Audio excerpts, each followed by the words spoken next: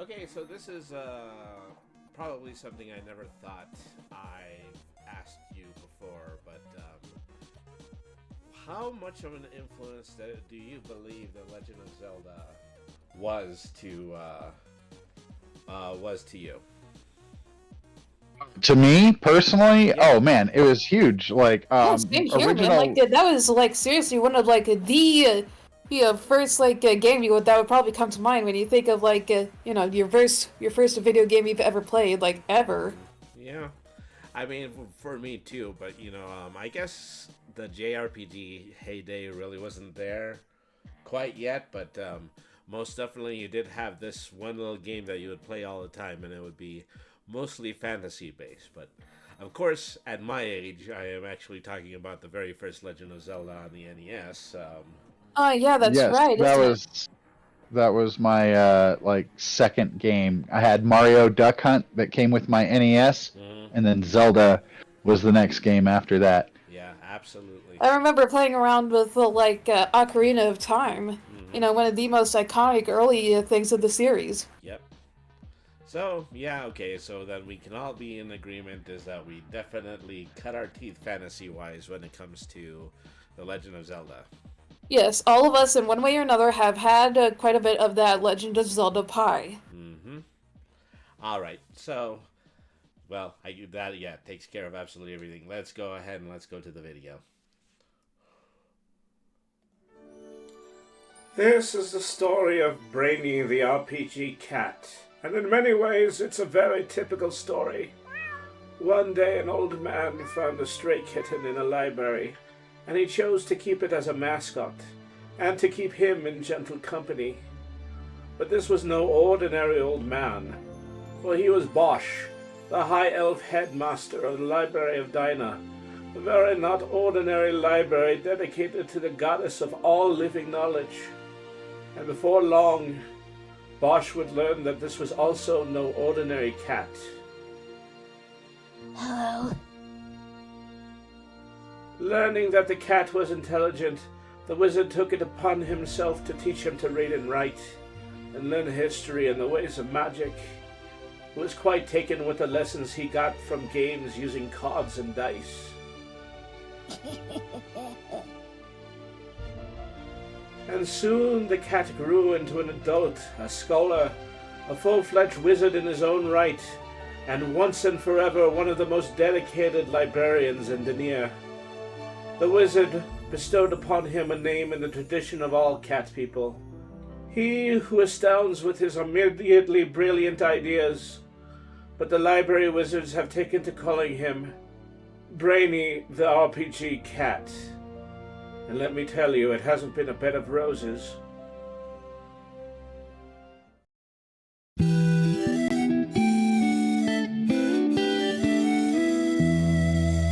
Meow.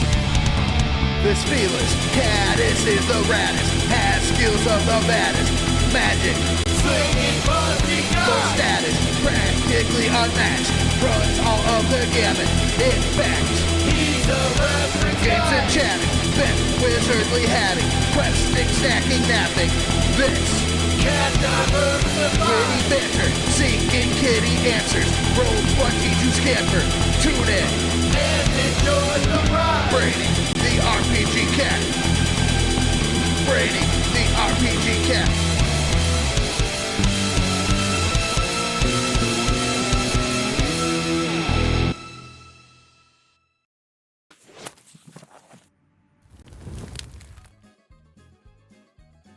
It's only my microphone that's down. Okay, hello cats and kittens, felines and felidae, humans and variant humans, and every race, class, and subclass. Welcome to another episode of Brainy the RPG Cat. Tonight we are going to be reviewing Forgotten Ballad, with the self-published RPG from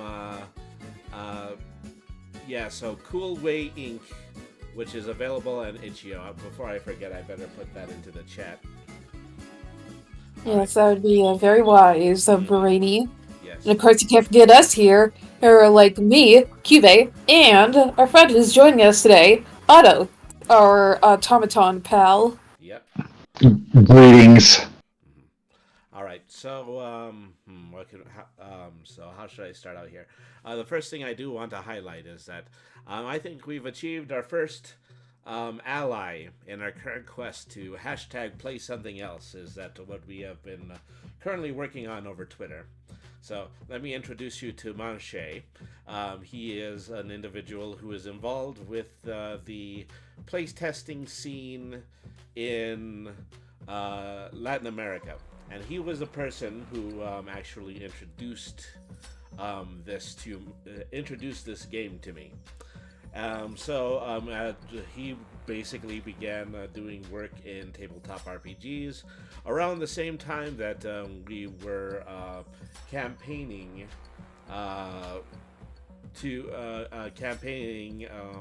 around that infamous time, the OC. What do people call it? Ooh, yeah, the WotC incident. The WotC incident, precisely. That's effectively it. Is that when I was writing up hashtag play something else in Blue Sky, I realized that he was the lone person who had ever used the hashtag before on the new social media site. Is that right? What a happy little coincidence, huh? Yeah. Okay. Well, I'm getting the word that I'm completely inaudible again, so let me just get the microphone as close as possibly can to myself. All right. So, Devin, Chad is saying is that he's here with us, but also he is he's currently doing an idol. So, thank you very much for tuning in, Devin. Yep, thanks for tuning in, Devin. All right. Always happy to have you here. All right. Yep, always a pleasure. Okay, pin that. Now then. All right. And you two. Ooh, have you two ever had a point in your life where either of you played an instrument before? I'm in a band, yes. I kind of fiddled with the drums. Is that I probably could do at least well enough to meet up with Otto one day and then try to squeak that one out. Of course, I've personally played around with things like the trumpet and the violin. Mm-hmm. And what we're covering today, the Forgotten Ballad, is essentially something that takes heavy inspiration and circles around instruments and the music as a whole. Yeah. All right. First thing is that I did want to show you I wanted to show you Cool Wing's page right here on itch.io, which is something that I just moved to half a second ago. Okay, so this is just a self-published book. The individual is named Felipe, no last name given here. And so probably the most recent thing that they were working on is a miniatures concept game called Tactics.min, which is just really a super abridged miniaturized way to play with miniatures in a tactical RPG situation. And sounds really fun, huh? Mm-hmm. And we're going to be looking at something incredibly similar with Forgotten Island, but I also do have to show you that this has actually taken off pretty significantly in his circles, because what I see here is that we have 2, 3, 4, 5, 6 expansion packs to this, and we also have some supplement page that was created by other authors. This one is directly in Spanish. Agarras tu dragão de pedra, which is the stone and dragon claws. There we are. And then. So yeah, shout out to them, doing really well, and can't wait to check out what you've so generously given us to look at today. Mm-hmm. So what we are going to be looking at is we're going to be looking at the manual. It isn't going to take any time at all, because once again, this is micro, abridged, much shorter form tabletop RPGs. But nevertheless ones that are still significant because, well, there's always the silent wish that when you're at the table, whether or not your dungeon master is just going to go easy on you and pull out a much more simpler and abridged game. And not to mention, the incident. Well, the incident. We can keep going on like this, but this is really what, the crux of what we're trying to do when it comes to tabletop RPG is just show. I also want to mention that was a really a big motivator. Mm-hmm. Is that a big motivator in order to get people in order to look at new and interesting forms of tabletop RPGs? Yep, Right. Play whatever that something might else? What? To play something else? To play be. something Exactly. else. Hashtag Play play something. something else. That Hashtag is- play something else. That's totally what we are still plugging here. On, Essentially. mhm. All right, so Forgotten Ballad, a sword and songs adventure game by Felipe da Silva.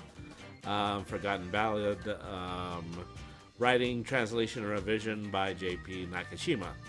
All right, so listen, kid, the enemy power is growing again. This old world has survived many calamities. Our people are few, simple, and scared. It gives us hope to see you with all that courage. You can fight back if you find those relics and forgotten songs buried in old ruins. But it's dangerous to go alone. Gather your friends and take this with you. So, major inspirations: Oil Fantasy, Playstyle and Guidance, Miles Ritter using Inventory and Ambiance, Cairn for Guidance, False Machine Playstyle, and The Legend of Zelda for Mechanics and Ambiance. Alright, so, Yes, it seems like great calamities always be happening every other Thursday in these sorts of fantasy worlds. well, yeah, but, this would probably a very boring roleplay session if they didn't. Yeah, exactly. It's every other day for these people, but for us, it's probably once every 2 or 3 weeks when we got the opportunity in order to get together. And I don't know, and this is that sort of situation. And moving on, yep, you heard right. Legend of Zelda inspired. Heard, and what I would see as more specifically the Legend of Zelda: Ocarina of Time. Mm-hmm. All right, so what is an adventure game? An adventure game, players solve problems by using their imagination. It's similar to other tabletop RPGs, but with a larger focus on problem solving rather than on story creation. This game is designed to be played by 2 or more people, with one assuming the role of the guide, who presents both the challenges faced by other players and creates characters for them to interact with. The other players control the heroes, describing how well they interact with the challenges presented by the guide. This little book presents you with procedures and rules to help you live your adventure in this world of sword and song. These rules were designed for fast learning and gameplay, but don't cover all the situations, as players and guide always discuss what is most likely to happen based on how your world works. So right out of the gate, we're providing a translation, and we're just also providing individuals with the ability in order to tailor make whatever they're making based on what is in the guidebook. Essentially, we're getting the word out. They're really providing an outline of a game with what they're setting up in the book here. I mean, they touch on, and I don't mean to get ahead of everything, but ultimately, like, they're providing a rule system that is pretty rules light and can be adapted to whatever you're trying to make happen. Mm-hmm. Precisely. Yep. So, the game dynamic, most of the game consists of the conversation between players and the guide. That guide describes a scene or a situation. The players describe how their characters react, and then the guide decides what happens. Sometimes the players may need more information to decide on the course of action. The guide must provide as much of it as possible based on what the characters know, see, and feel. Adventure games are by nature open to different themes. This can make some scenes and situations uncomfortable for some players. So before your session, let everybody say what they don't want to see and experience in the game. You can also add an X card to the table. If someone touches the card, the game stops. No one asks anything. Everyone takes some time off and then get back to redo or skip the scene. So the X card is something that has been discussed particularly in modern tabletop RPG environments, just to make sure that everybody remains in a specific type of safe space. Is that we're just to show individuals' willingness in order to rearrange the game, just to prevent anybody from having to experience anything too dramatic while at the table. Indeed. Ultimately, everyone is there to have fun, and it should not we're be. here to have fun. It should not be a traumatic event for anybody. Essentially, that's how we get RPG horror stories. Yep. Right. So, principles for the guide, emerge in a story. Everyone is looking for fun, but knowing what fun is for everyone would be too much. Play this game to see what happens. Build places, items, characters, and enemies when preparing, but never the outcomes. Let the players interact with your world, and the story will emerge. So, challenge-centered challenges are what makes a game, and any good trials are those that are open-ended. Specific challenges are too arbitrary and hard to overcome. Leave the outcome obvious and let the answer be from the players. That's your primary responsibility as the guide. Obvious danger for hidden traps. Provide clues or reveal said trap and let the players deal with it. For challenging encounters, give players a hint in advance. For monsters, describe how their behavior makes them protect their weak spots. Foreshadow their strongest abilities in advance. Alright, transparency. Above all, tell your players the challenges they're facing.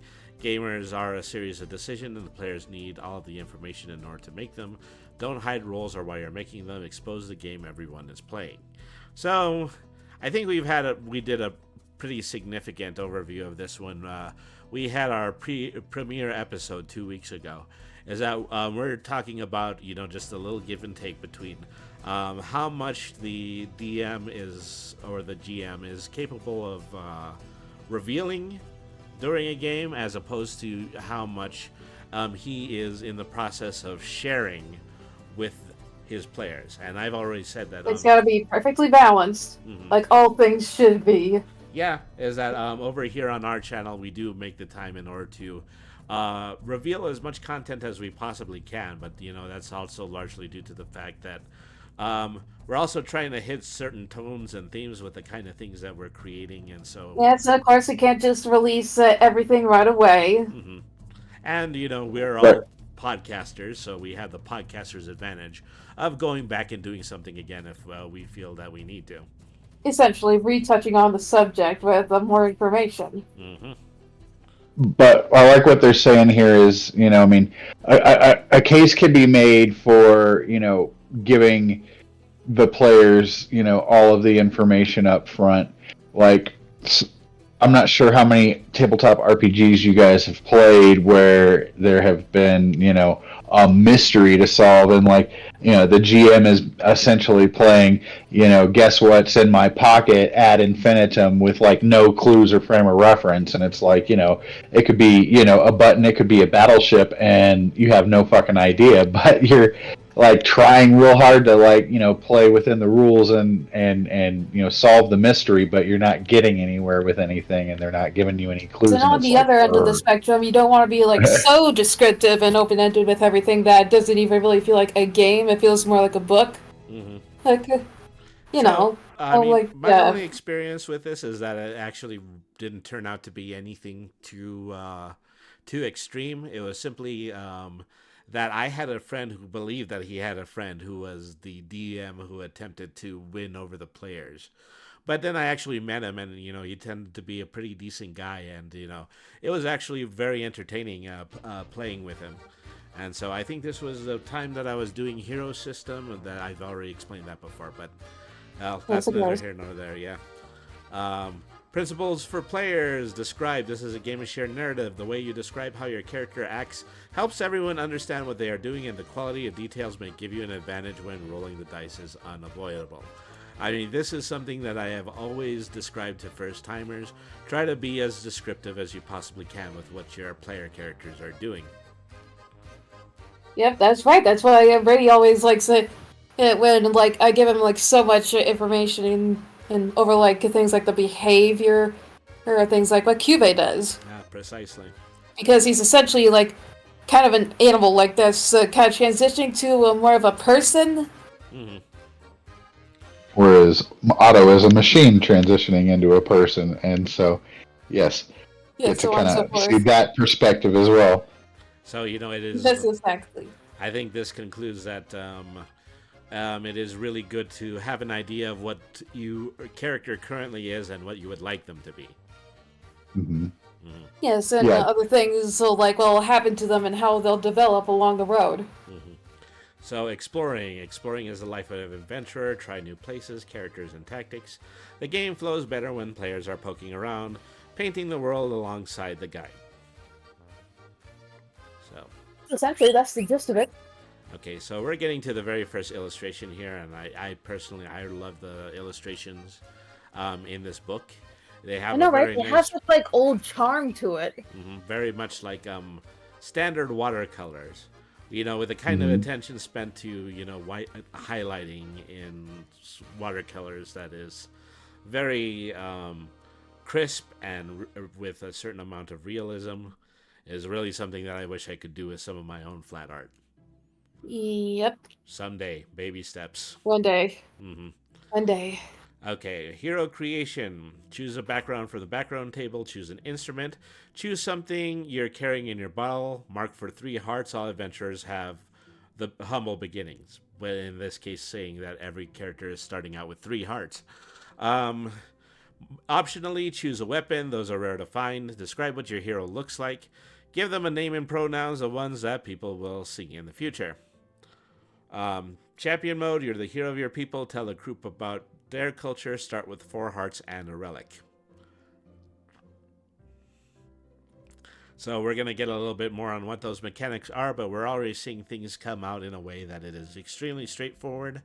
We're using the shorthand that we basically learned from adventure games like the Legend of Zelda, particularly when it comes to our HP, the 2 or 3 traits that we're specifically going to have, and also this number 5 right here where it says you can choose a weapon optionally. Those are rare to find. So is that your character would definitely start out with an instrument. A weapon would be a little bit more difficult to attain. So But that one also depends on like what it would be made out of. so I think that really sets the tone for the game here. Like not to peel back the curtain too quickly, but No, I feel you. It's kind of like more on like just a bit more realistic, like survival. yeah. And music is the magic system in this, so like you don't necessarily need a weapon if you have an instrument, and I think that's pretty cool. Okay, so here's our standard background table. Let's see, we've got your standard. And Well, it's also a little funny. Like I could like technically beat someone up with a clarinet if I so wanted. yeah, that definitely. Well, I've actually done some harm while playing a recorder, especially in middle school. 3 blind mice. Really wishing that I was 3 deaf mice instead. Yeah. Oh yeah, I've definitely like caused some amount of injury, like while playing the triangle. So here's our background list, and probably what's significant about background is that every single one of these could be considered to be classes in other tabletop RPGs. In this situation, they are entirely placed in background. Is that we're given the name of the background and then whatever starting equipment they might possibly be. So, starting with the D6, I mean, this is all a D6 system. If you were to roll your 2, first D6. Yeah. you roll, Go ahead. well, or you could even roll 2 D6s together. It's just whatever you would land on would be one of the 2 numbers that are on this chart to the left. Yeah, pretty much. So you have See, I don't know. The way I interpret that is I would roll 1 D6 to determine which subset I go to next with the second D6. Yeah. D6. Yeah, you could do it that way, absolutely. And it's Not very much, probably however. It's prudent. It's something that you should do in this juncture because it's a lot easier in order to eventually put that onto your character sheet. So we have the guard with a spear and a lantern, the outsider with a singing fish and a bottle, a hunter with a bear trap and a rope, a tamer with animal treats, reinforced gloves, a ranger with a horse and a big hat, a blacksmith with a hammer and precious metal, a cook with a pan and chicken, a merchant will allow you to have any 2 items, a fisher with a fishing net and reinforced boots, a miner with a pickaxe and a lantern, a spy with a smoking bomb and a throwing knife, a thief with a master key that can open any simple lock, a researcher with a specific topic book or a magnifying lens, an astronomer with a small telescope or a sleeping bag, an arcanist with an ancient song, a shaman with healing herbs and incense, fortune tellers with broken crystal balls or cards, farmer, a sheep with a sheep and a pitchfork. And so that's one that I'm going to bring a bit up into contention because the one opportunity that you have to have an animal companion, it's a farmer, and you get to have a sheep. Yeah. The Although ranger farm gets to animals have a can be horse. pretty dangerous in like the right circumstances. Well, who gets to have a horse? Oh yeah, the ranger. ranger gets to have a horse. Yeah, Well- the ranger gets a horse. Okay, The well, farmer gets a sheep. yeah. But the pitchfork is way more useful than what's the second item that the ranger gets? I can't read it. The second item that the ranger gets is a big hat. Yeah, a big hat. Like, I'm sorry, why does the ranger not start with a bow? Minor kibitz. Okay, I'm over it. Let's go. Well, like I said, I would just Yeah, suggest that for my this game. is probably going more for like the cowboy kind of ranger. Yeah, more job-like than actual class. And in my, I always, anytime I'm in the have the opportunity to play a ranger, I actually play it like that. I am your friendly neighborhood forest ranger. I am the Andy Griffith Smokey of the the open Bear? woods. Yeah, well, Smokey the Bear, also a good choice. Yes, So- exactly. So, anyways, a politician with fine cloths and a ceremonial mask, a machinist with a shovel and a lantern, a sailor with a canoe and a bottle, a mason with a hammer and a lunchbox, a carpenter with a saw and a rope, a priest with calming song, sage with an old map and a broken relic, a postman with +2 backpack slots. I think that suggests that they carry nothing, but then they just have 2 additional slots. A grave digger with a shovel and a candle, a hermit with a whistle and a lantern, a wanderer with a bug collection and a rope, an inventor with a photo camera and a screwdriver, a shepherd with a walking stick and a dog, a brewer with healing herbs and a bottle, an artist with chalk and ink, an heir with fine cloths and 2d6 coins, a teacher with a chalk and old map, and a scout with a walking stick and a spyglass. And so this kind of like reading that, right? The character that has the camera, like that kind of calls into question, like, what is the relative technology level of the game? And Yeah, I also think this agree. is- Like, also brings it up with the telescope. Like, what is the amount of actual I don't know, advancement? So are we at I don't know, like something where one of the most sophisticated things around the time would be something like a telescope, or would it be more closely to modern day or something? It's sort of like that. Yeah. And so there's also the fact that the fortune teller starts with a broken crystal ball. You got to leave that to a certain kind of interpretation.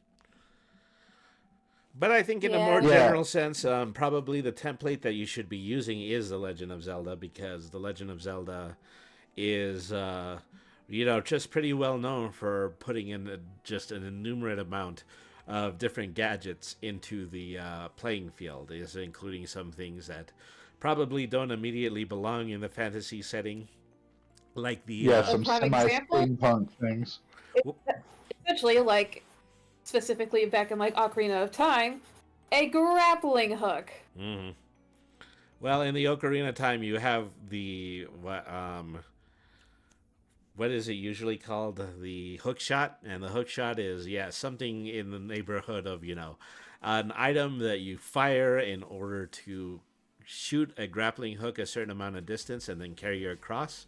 It's like Batman's A grappling Batman hook. gadget.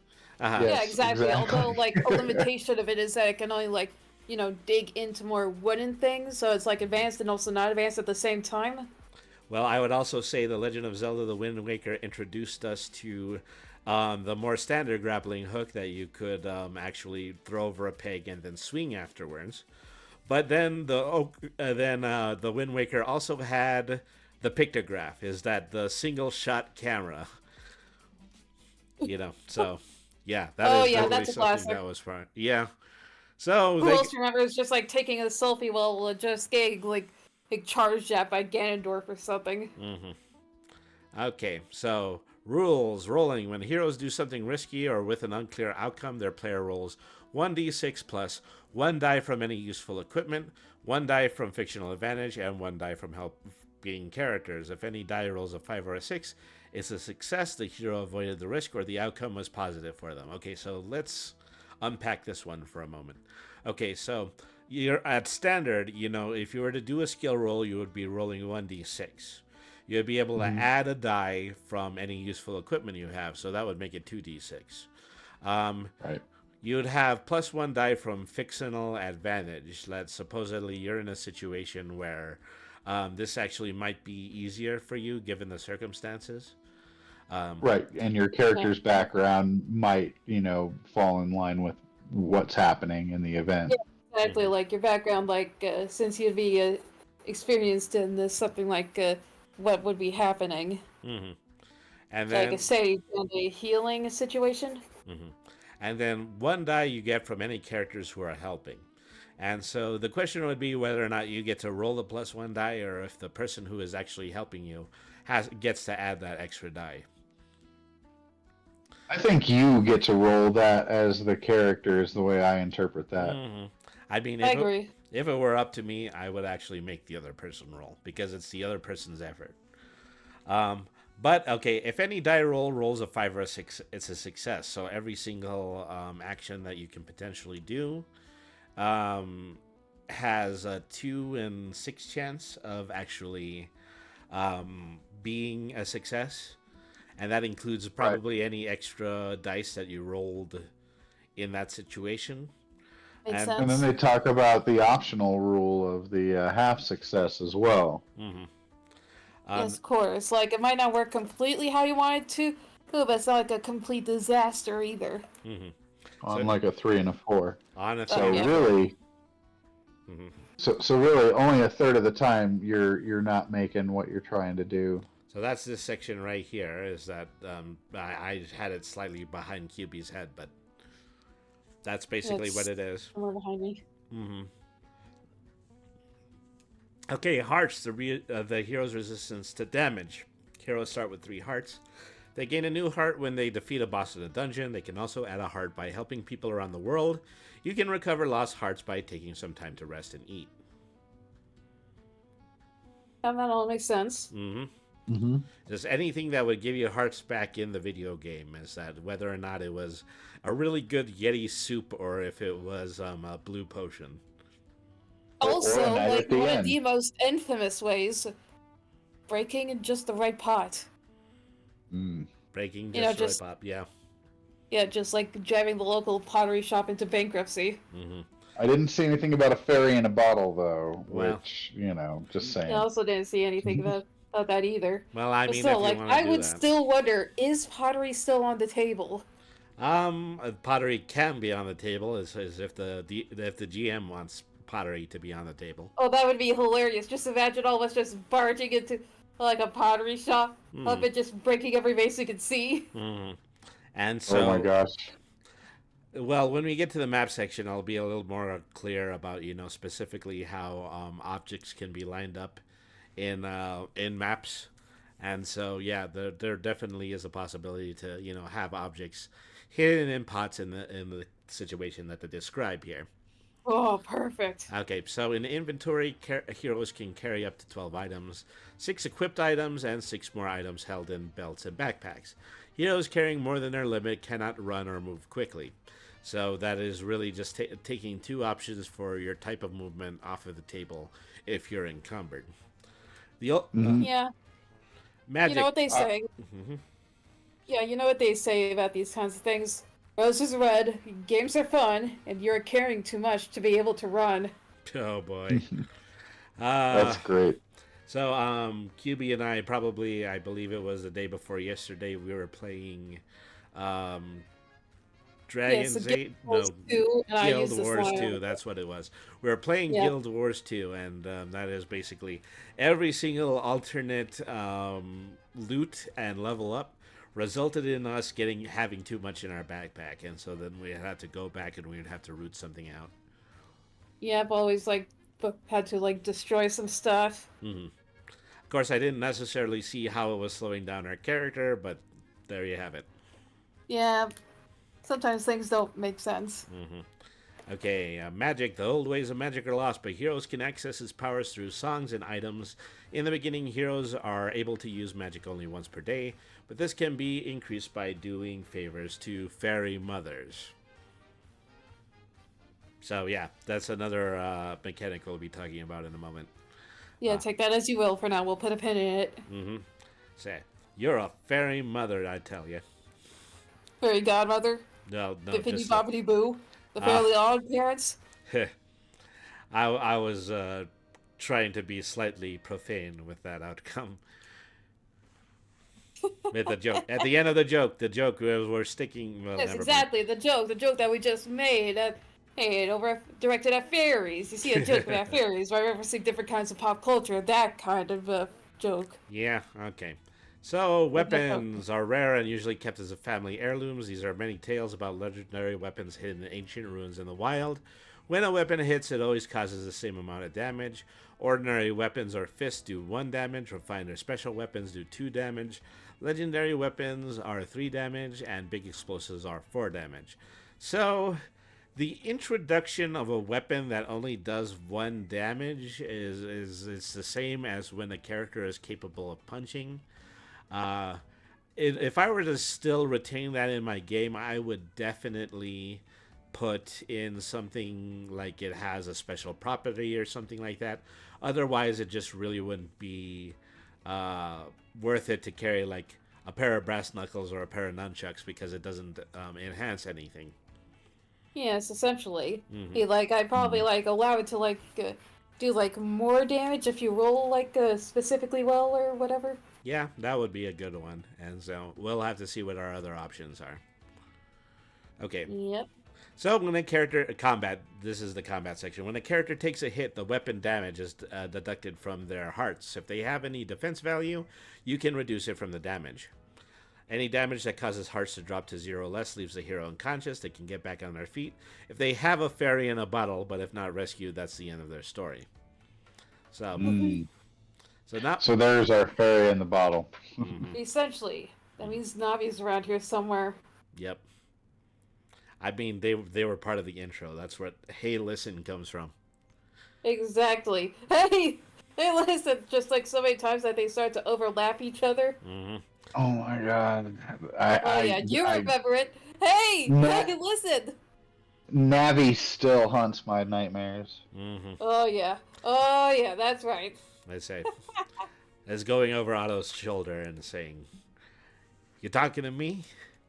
You talking to me? I don't see any other floating fairies around here." One day, asking him, when he's gotten way, way older, great grandpa, oh, what's a Navi? And then you just have PTSD, war flashbacks, and just pulled ripping up and hey, listen. God help us all. Okay, hero initiative. Heroes always go first unless they're ambushed. Let everybody make a move and assume heroes can always make coordinated movements. When every character in the fight has acted, start again with the one that makes more sense. And this is the combat example. Gamera and Bowie are exploring a cave when they see a bat-like creature on fire. Flying in their direction, the GM asks, "What do you guys do?" Bowie's player decides to use her sling and wait until the last minute for an accurate shot. She'll roll 3 dice, 1 at default, 1 for the weapon, and 1 for accuracy.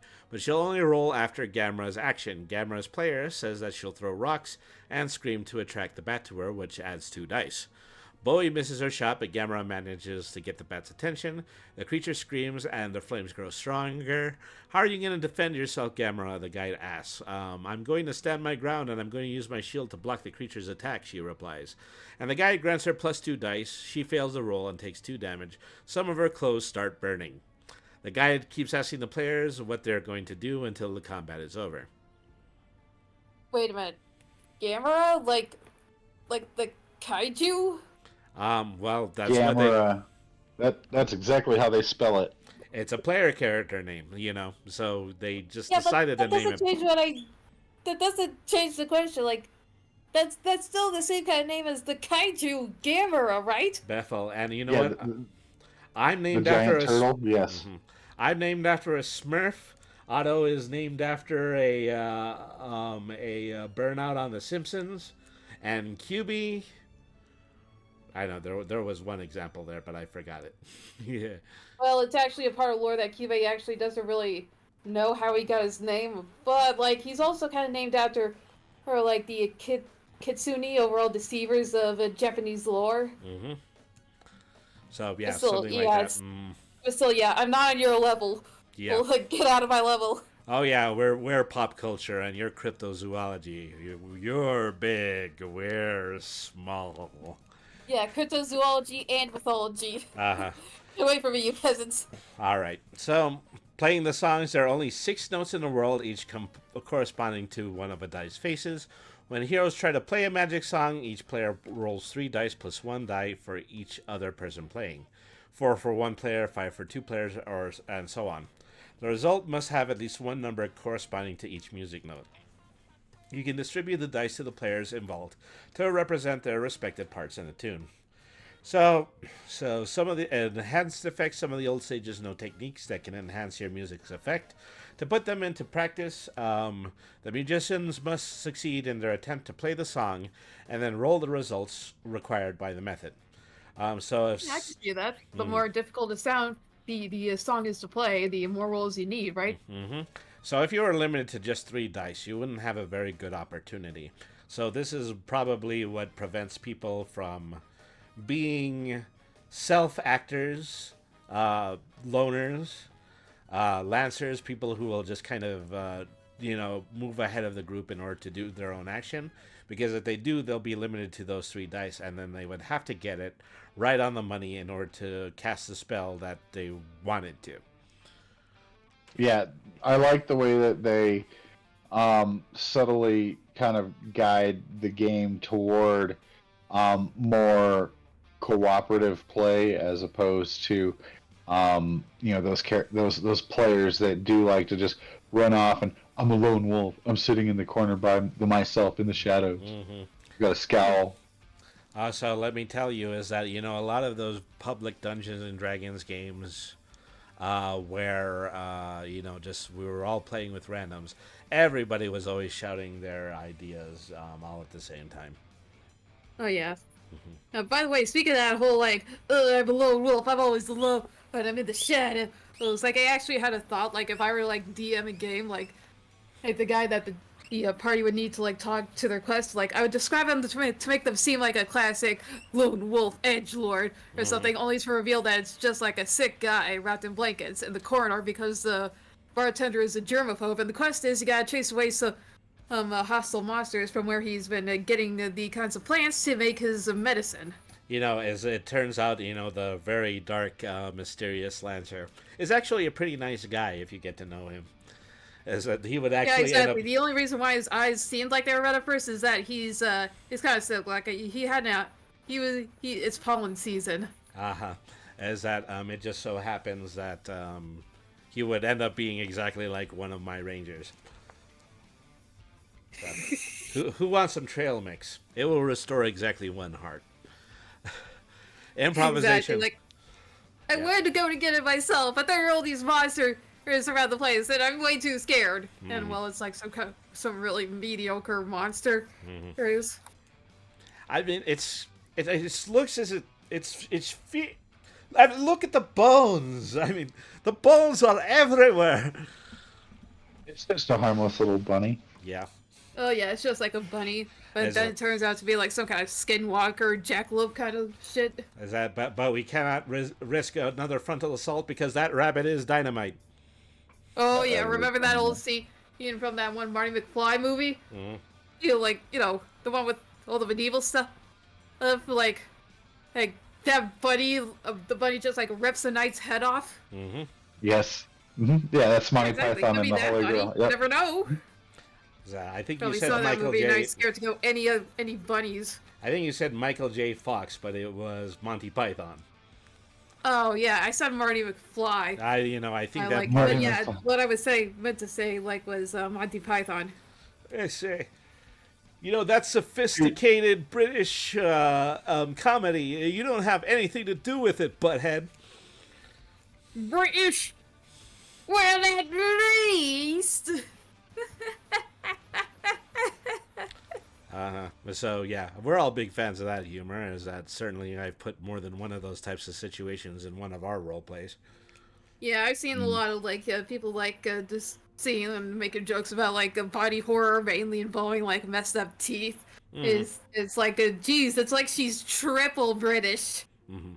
So we have a handful of exceptions, and all these exceptions are actually quite closely related to magic.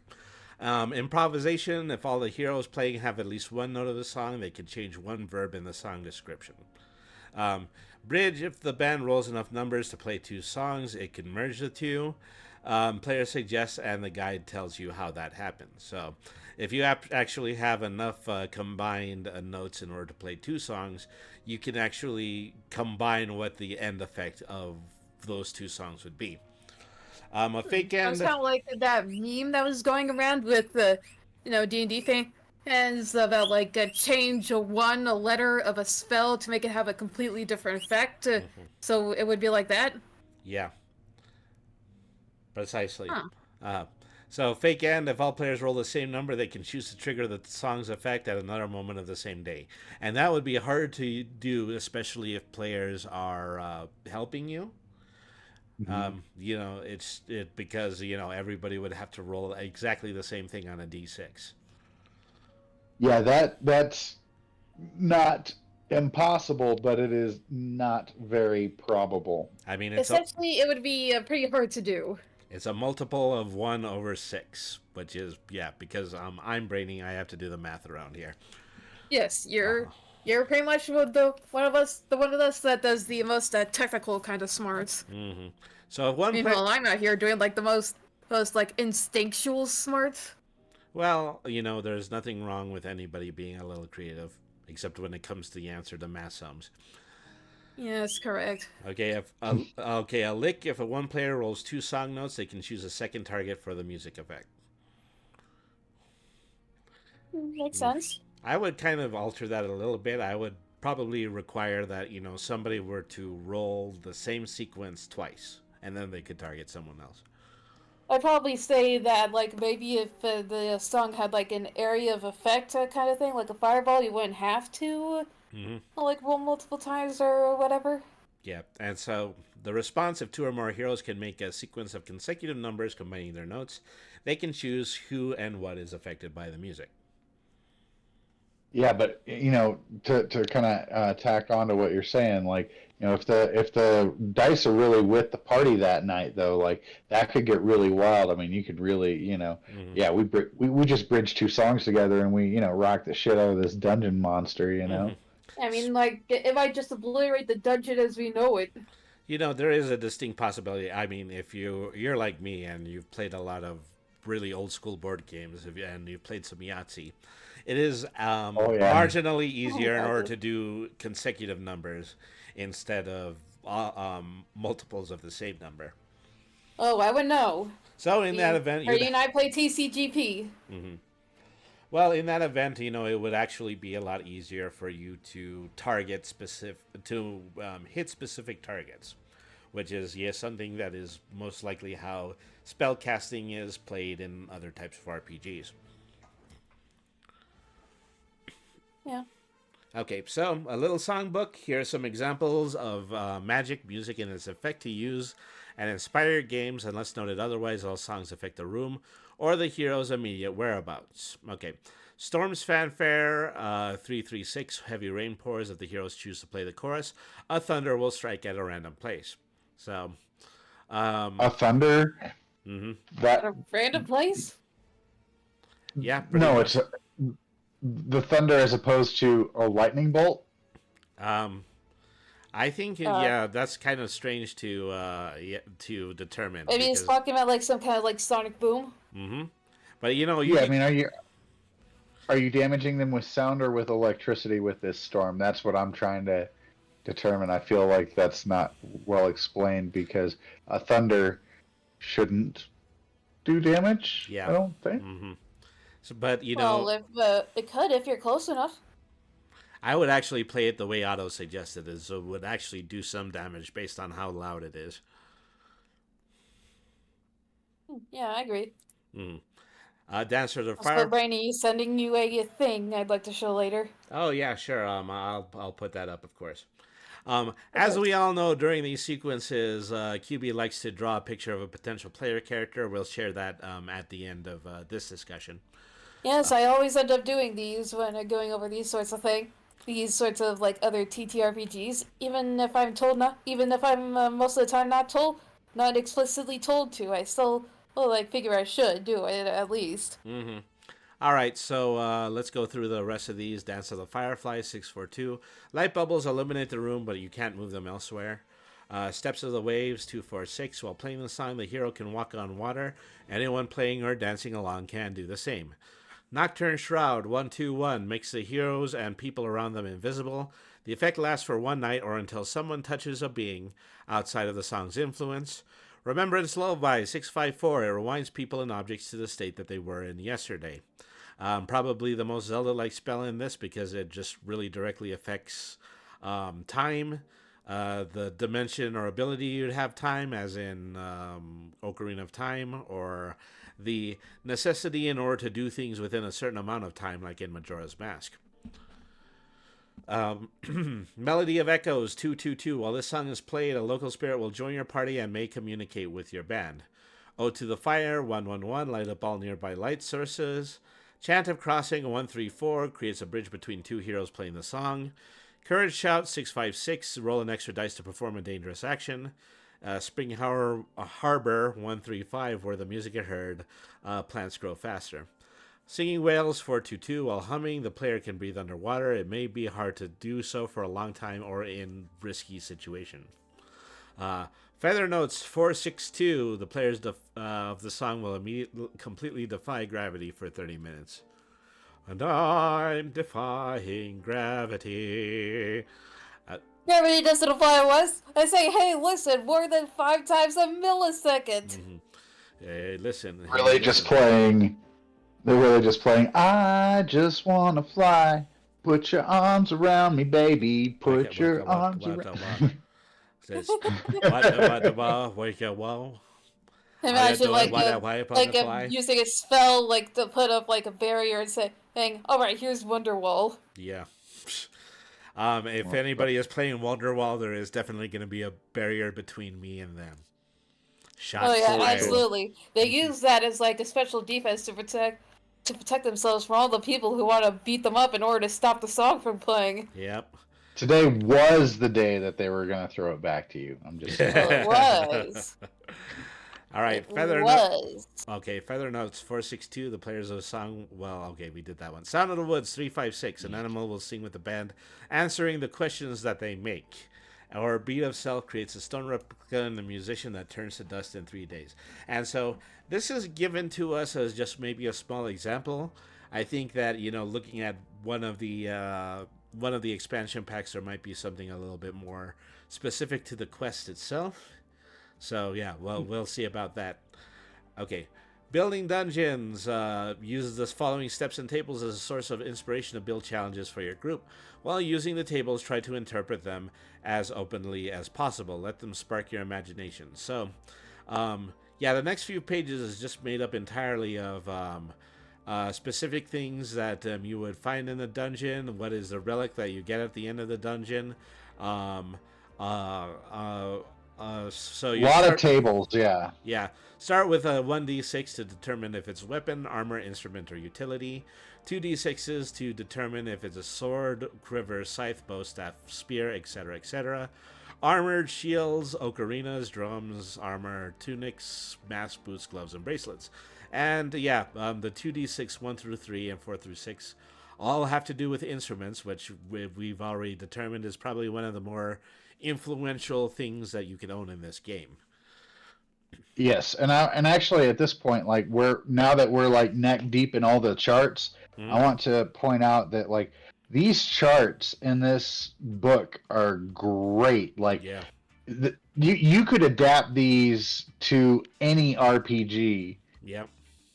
There are so many great charts here to like just quick roll like you know a magic item, a bad guy, an NPC. There are a lot of really great charts here that you could just take and adapt to anything. And for no other reason than that, this is a fantastic book. But I want to say that all the other ideas and principles that they present are also really good. But if no other thing we're talking about tickles your fancy, check out the charts. So something that I always wanted to do for the channel is that, to do an entirely improvisational game. And for a very long period of time, I was looking at what you called single-player adventure books, where everything is table-based, and then you just basically have to roll in order to find out what the outcome is. And this effectively takes the place of the GM. This is, these charts are so thorough that you could actually be able to do that with this book. And, that's pretty significant, is that if the event ever comes that we do a fully improvisational game, I definitely would want to use this book for it. Yeah. I also agree, like, it's really charts are a great fantastic. But also, resource. like, when Otto was, like, saying all the charts, like, I heard it completely wrong and was thinking to myself, like, wait, objects can be villains? Well, yeah. I mean, just take a look at how badly I tie my shoelaces. Oh god, you're right. So, Or that straight piece of Lego that somehow misses is like everyone's field of vision until you accidentally step on it completely barefoot. what's the name of that little plastic thing on the end of your shoelaces? Oh, it's the aglet. Yeah, that is a generation gap distance brought to you by Phineas and Ferb on the Disney Channel. Exactly. Phineas and Ferb is the sole reason I know what an aglet is. Like, it's like the moment you asked that question, like, it was like some kind of switch got on, like I was a sleeper agent or something. I just had to say aglet. That's so funny. A mystic gem? Parry the mystic gem! Okay, so utility items, of course, if you play a Legend of Zelda game, you always get one item that is actually pretty helpful when it comes to dungeon exploration. So, hooks, telescopes, mirrors, books, lanterns, remedies, candles, flippers, cameras, shovels, backpacks, a rope, bag, bottle and seeds, stick, magnifying glass, or an egg. The properties of its specific type of spark: giant, fairy, electricity, poison, distance, wisdom. It almost sounds like the Pokemon list. Explosion, leadership, ceremony, moonlight, and fortune. Fast aroma, dance, insect, darkness, and magnetic. Talk, plant, size, fire, rock, monster. Stone, time, ice, power, song, and friend. Or disguise, water, sand, truth, courage, and cure. And what's really significant about this is that this is basically a grid chart. You just basically, you would choose your row by rolling 1d6, and then you would choose your column by rolling the second d6. That makes it pretty unique. I cannot say enough about how much I love the charts in this. When I was reading the book, I was like, wow, this is so cool. Like, I am definitely borrowing this the charts out of this book and applying them to when I need to come up with something as a GM quick and dirty. Something that is perfectly valid. We went over that in the pilot episode as well. Yes, of course. Ballad. That was gone over. So the Guardians. The Guardians are the great soldiers of the enemy, are just ancient corrupted spirits. Their presence affects the whole region, disrupting the weather, geography, and behavior of life around them. You know, in Zelda games, these would be the end of dungeon bosses. Most specifically, the end of dungeon bosses in Breath of the Wild, which kind of took the form of literal giants based on different kinds of animals that affected the local weather in one specific way. Essentially. Oh, by the way, fun fact about that game: it took me way too long just to get out of the main plateau without just dying. So once again, we have a 2d6 grid. Basically, whatever this lands on is the amalgamation of two characters that this guardian would look like. If it were a dragon, bird, if it were a humanoid bat, if it were a pig of fire. I like octopus and hands. Yeah, octopus and hands. Wait a minute. An octopus with firearms. A gloctopus, if you will. Okay, if you ever fought a boss in the Nintendo 64 era, you know how octopus hand works. You know. What? Master hand, that pyramid thing in Mario 64. Oh gosh. Oh yeah, Kirby and the Mystic Mirror or something. Yep. And so even that was based on Kirby Superstar for the Super Nintendo, where one of the bosses had exactly the same kind of hand jive that Master Hand later did. Oh god, I remember that. All right. It's the first. It's actually the second time I was exposed to what would end up being my favorite character. Like, believe it or not, the first time I saw him was like in Smash Ultimate, and like around that point, I hadn't played like any Kirby game. It was like except for one, and that didn't really showcase like him. So I legitimately thought, no joke, like, what is this supposed to be? What is it meant to do? Color me to death? And then the fight happens, and I was scarred. Yep. So, Yeah, Kirby will rock you. Yeah, you can't be any form of gamer if you have not been at one point pretty heavily traumatized by a Kirby boss. Oh yeah, Mark Soul always haunts my soul. It's just a death wail. It's how he screams. Well, for me, it was Dark Matter in Dreamland 3. That thing is seriously messed up. Oh yeah, I'll say. Also, Magolor's soul too. Like, that's just wrong. Like, Okay. it hurts to look at. Well, and then some people say it's directly related to Kirby, but then, that's neither here nor there. Yeah, we don't have time to go into like multiple decades worth of Kirby lore and theories. And trauma. So much Kirby trauma. Yeah. Oh yes, so much Kirby trauma. Quick question though. If Kirby ingested you, what power would he inherit? Depression. Wouldn't be able to shut up. Boyo, power unlocked. PTSD. Boyo, actually. Nice. Boil it all in. So yeah, it's like pretty much Kirby is technically just like a family-friendly cosmic horror franchise. Is that pretty much looks like something that Lovecraft would make if he was on LSD all the time. So strategies, just a general idea about how this particular boss can be beaten. Was on a 1 through 3, you would choose between size or area of effect, speed or flight, multiple attacks and range, stealth or clones, immunity or minions, or regeneration or form change, which would cause you to roll a second guardian. That's wild too. Like, oh yeah, that is wild. I'm not even in my final form. This isn't even my final form. So, oh no, you're a Waldo. Yeah.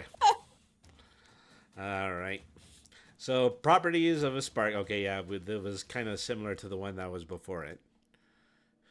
Okay, so dungeon, the places where the history of our people was lost, symbols of our ancestors' history and power.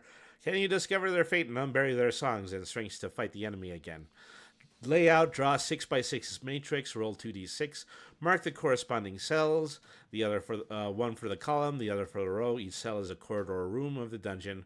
Repeat and connect the cells as you like. And so every single dungeon in this game is just like square base, which once again harkens back to the original Legend of Zelda, where it was just essentially you were in a situation where every room is effectively built the same way, but there were different spawns in each room.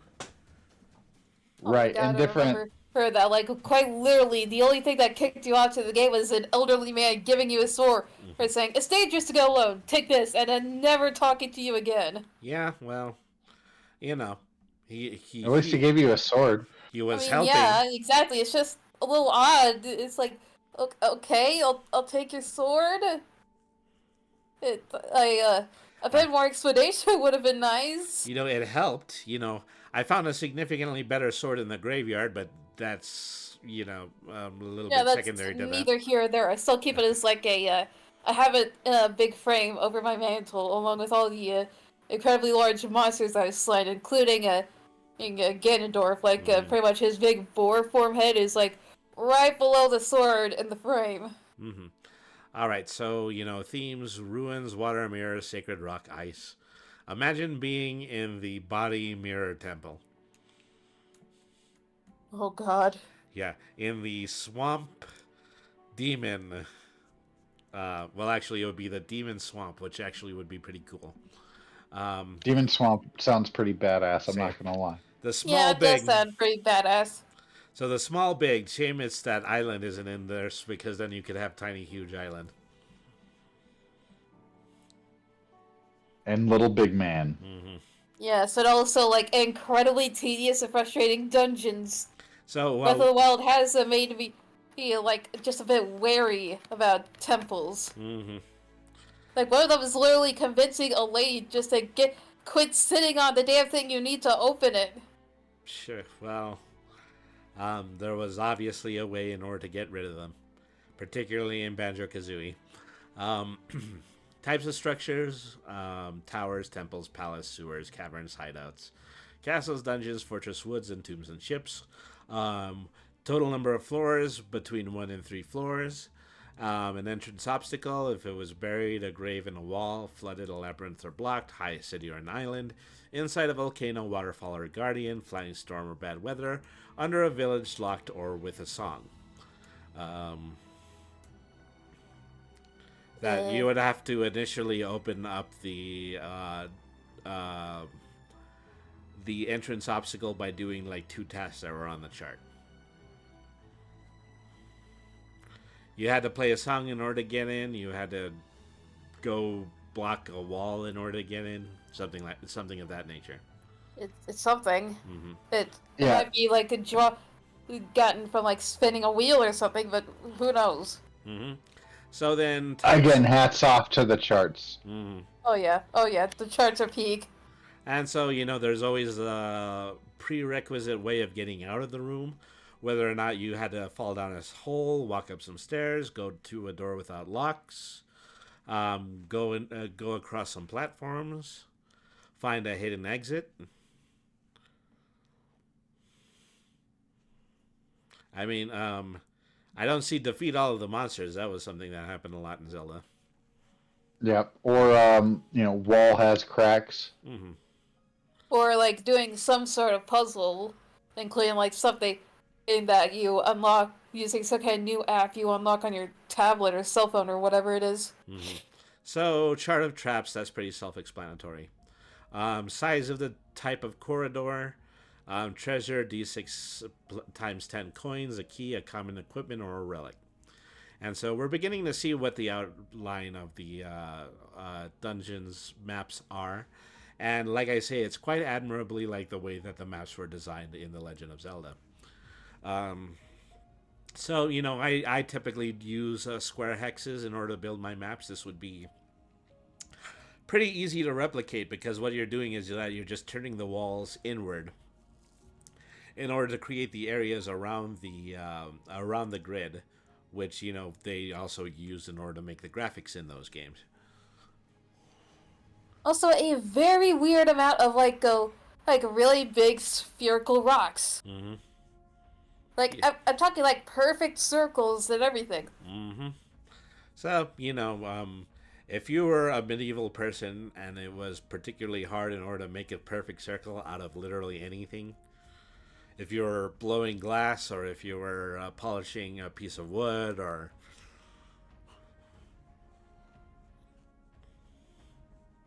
I can go on and on about shapes and why really intelligent people used to love them in the old days. Yeah, it's like I mean, like just look at ancient Egypt. So one day they were just like sitting around there, and then they suddenly thought, you know what? Incredibly big pyramids made of square rocks. Mm-hmm. So then there's the chart for treasures, chart for additional treasure. This is really just like an image of a village. And I guess that one-eyed skullhead over there would be the entrance to the dungeon. What? No. No, that no seems... way. No, that's where they go and give you hugs. Yeah. Oh, no, that just can't be the case. The skull-shaped rock is just, Mm-hmm. You it's can't the tell me visitor that center. this artifact that's on this pedestal that's literally covered in blood, circled around by blood red torches, and labeled as the death cup that will destroy the world. Well, do not move from pedestal. You can't say that anything bad will happen if I decide to take it and try to pawn it off. I have given QB a small piece of leather to chew on from this point forward. Yes. Okay, the regions and the people. Obviously this is village building and world building.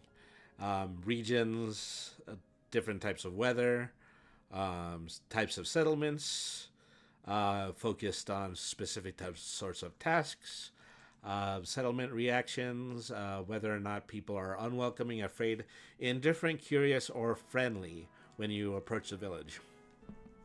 A lot of fun there. Yeah, it makes Again, sense. great Like we start. already have like an example of like of like this, like specifically with Cube. Like there's a good chance like if he walks into a room, like almost everyone will immediately try to bolt out in any way possible. Mm-hmm. Just immediately out of strange fear for the individual that they had just met. Yeah, Okay. except like Yeah. with Cube, it's like a curse, and plus like I'm fairly sure like his presence just like causes some sort of arachnophobia to some degree. Mm-hmm. So landmarks. This is also pretty self-explanatory. Is that rolling 2d6s and then using the outcome in order to put a specific sort of landmark on the field. Character creation. This is the table to generate characters in your world or just pick the results in order to complete an unfinished idea. Name is an adjective, occupation with a detail. They're trying to objective and love and listen to music genre. So Yeah, landmark will like with the well, Brainy is the a cat. rock that looks like a face. Brainy is a cat wizard with a hat. They are trying to educate people about tabletop RPG games, and they love to listen to jazz. So there you go. Again, the charts are so fun. Yeah, I okay. love the charts. Yeah, it said I am some sort of freakish abomination that's practically a spit in the face of the concept of Fae as a whole. Okay, still need the objective and the music genre. I think that the music genre is a fun twist because like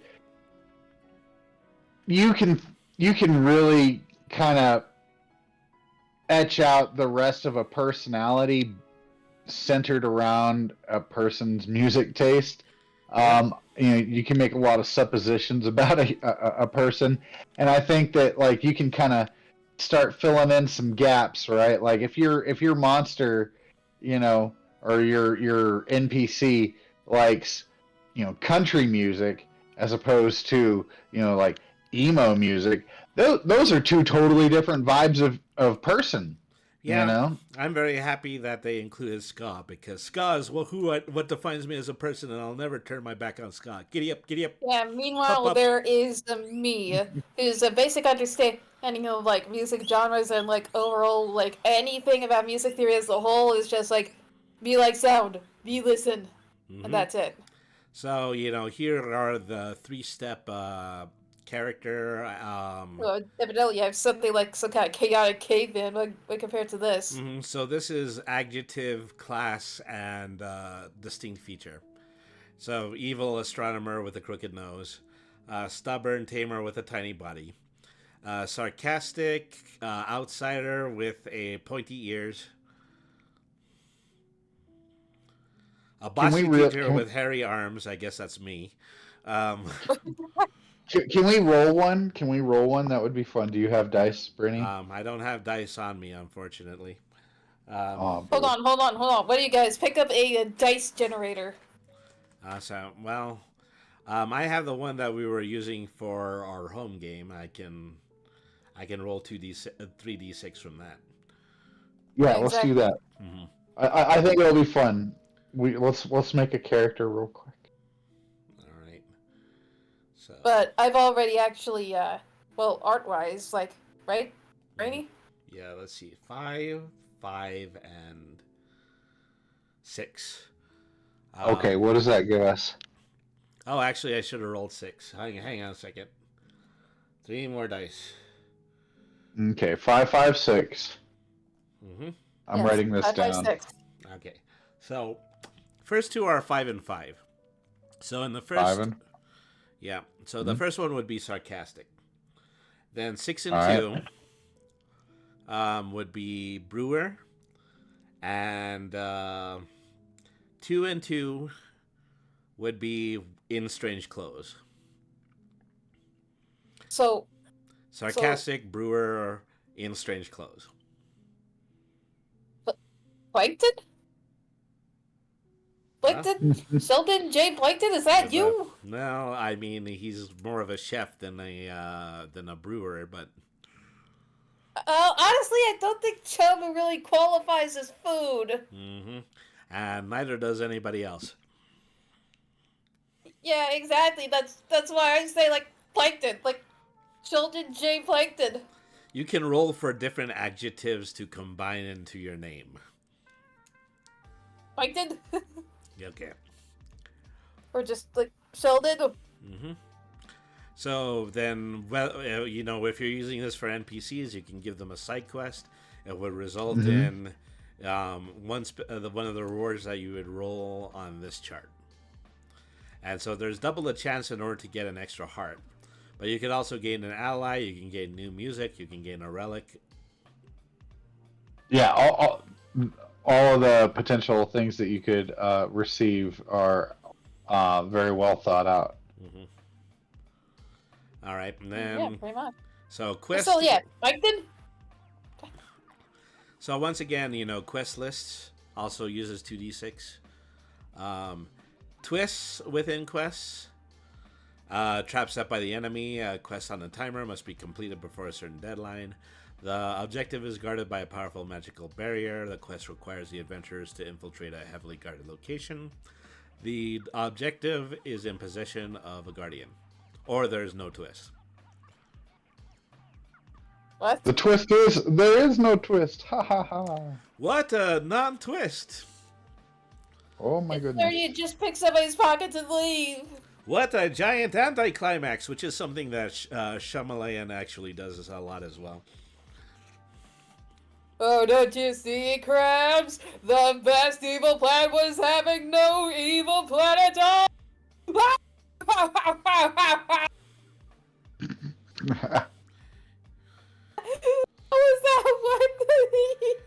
one? I'm very tired. After the war, Mr. Krabs slipped into a depression that seemed endless. So, world inhabitants, this is a short list of the monster manual. Beblins have a weapon of 1, bite of 2. I guess one of these 6 you would roll what their specific task would be, whether it's they're a dancer, whether or not they want to surround you, whether or not they're hungry. They're keeping a camp, which is once again 1-to-1 with the moblins in Breath of the Wild. Yeah, for sure. Definitely a direct rip. So, all of these are, just pretty directly taken from the monsters in The Legend of Zelda, so I don't even think we need to elaborate too much on that. So, Botos are present in all bodies of water, and then Spitfire, and then hide underwater. What? That sounds like a Zola. Gallon blooms like to sleep in their sun, and then they explode after they die. That Granios. definitely doesn't. Well, no. That's the Dodongo. Mm. Granios float around in the night in dark places, like to bite things. Those are the anti-fairies. Oh God. Cultists hides Not among. this shit again. Cultists hide among the commoners and try to recruit for the enemy. Those were the Yiga in Breath of the Wild. So the Deblin, they throw their enemies. They love a good meal. Dados live in dark places, remove uninvited guests. Phantom can only be hit by relics of fire. Galaga leave a trail where it passes, explode in slime with it. I actually think that's Jellica. Gira Gira hide underground, move fast, and then it's hard to avoid their attacks without protection. Jakari act in a group and can jump high. Larvas can devour an item when they swallow a hero. Ladas look like decorative armor or a statue until somebody gets close. Linos protect the region, love to fight. Magians teleport after attacking or being hit, think they're just playing with you. Mimikos stay still until they can taste you and drool a lot. Mogersons hide in dark places.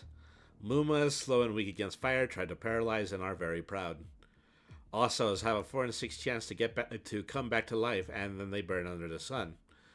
Peludos, they run and attack. They like to play fetch. Okay, so this one, that one is a little bit too on Is this the furry to the anti-furry we just read earlier? This is Zelda 2: The Adventure of Link, if you play that one.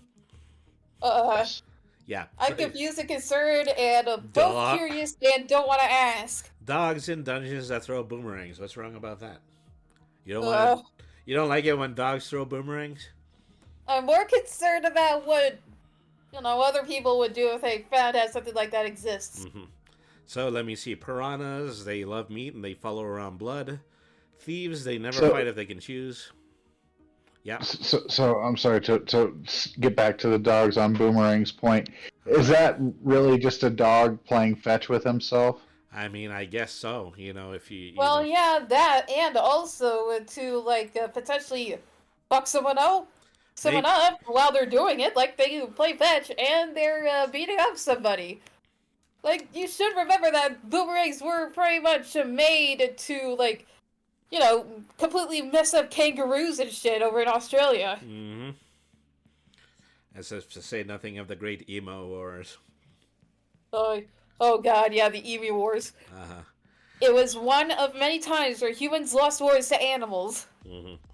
So yeah, Paluto. It is one times where humans lost a war to animals. I mean, it's true. I mean, haven't you heard of one time where the Chinese were retreating? And they just happened to go through a swamp, and they pretty much all got picked off by tons of saltwater crocodiles. Oh my gosh! No, yeah, I have not. Something like that. Yeah, exactly. So many people went in, only 6 came out. That's frightening. It's yeah. What do you expect? They're saltwater crocodiles. Those things are essentially just dinosaurs, but today. It should make sense that something like bullets aren't going to do shit to a crocodile. No, they're pretty scary. All right, go on. Yeah, we done now? Yes. So then piranhas, thieves. Treva's always following you, fight behind their shield. Zoya's jump chaotically and are hard to hit. So, yeah, nothing else needs to be said. Just all characters are very similar to characters in Zelda Dungeons. Okay, so the very last thing in this book is a campaign scenario. And so I'm going to gloss over this so that, no spoilers. Just going ahead and read the premise here. It's been raining for 2 weeks nonstop. The locals have set the foe, Eva, guardian spirit of the half hill, must be angry. The ancient says it's possible to find the spirit inside the hidden moon shrine. And so just various areas here of the hypothetical overworld map. Then some sections over here that kind of lead to from the outworld into the potential in-world. And, I feel as though I missed something just now. I know that there was like one pair of pages that actually showed a full dungeon map, but see if I can back up again and I can see that. Okay, maybe it wasn't necessarily here. So this is a really good book because it does show the fundamentals of every section of the game, and you don't require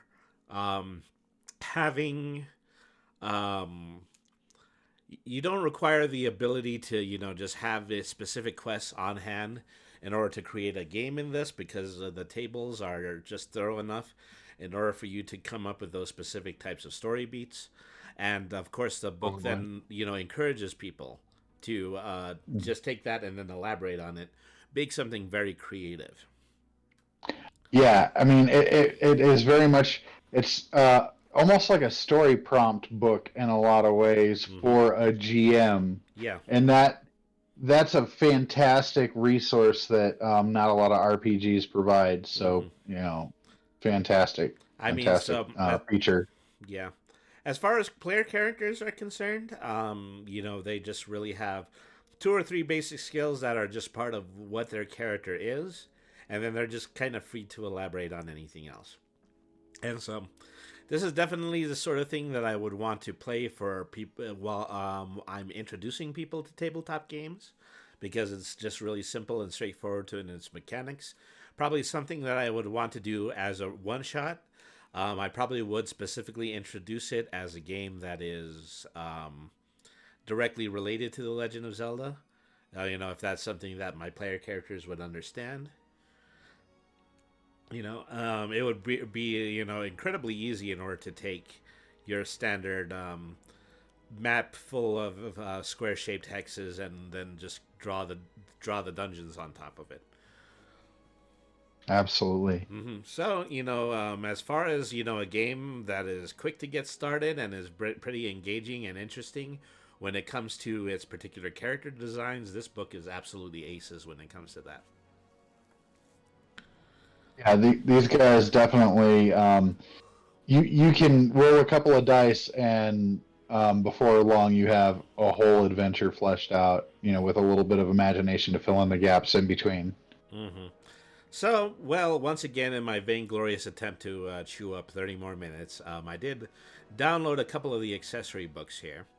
And so we're just going to gloss over this because it's just kind of here to give us an idea about what you would do in order to expand this type of game. So this is Cries of the Overworld. This is effectively what the monster manual would be for Forgotten Ballad.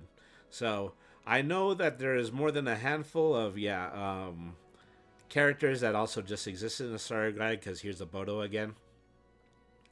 Yep, again. So this just highlights all the different parts where these appear, how you're supposed to read this manual. You can see which areas that they're supposed to exist in, what their name is, their illustration, their defense value, the usual number of hearts, the number of attacks they have, short descriptions of their behavior, 6 optional variations you can choose for, and then the page number. So I'll just look at some of these. Correct. Baltal, insects that turn into balls when they're hit. Beblins again. Let me see. Bicho Colana. I remember these from Breath of the Wild. Slow walkers, fast diggers, like to make surprises. Bisarus.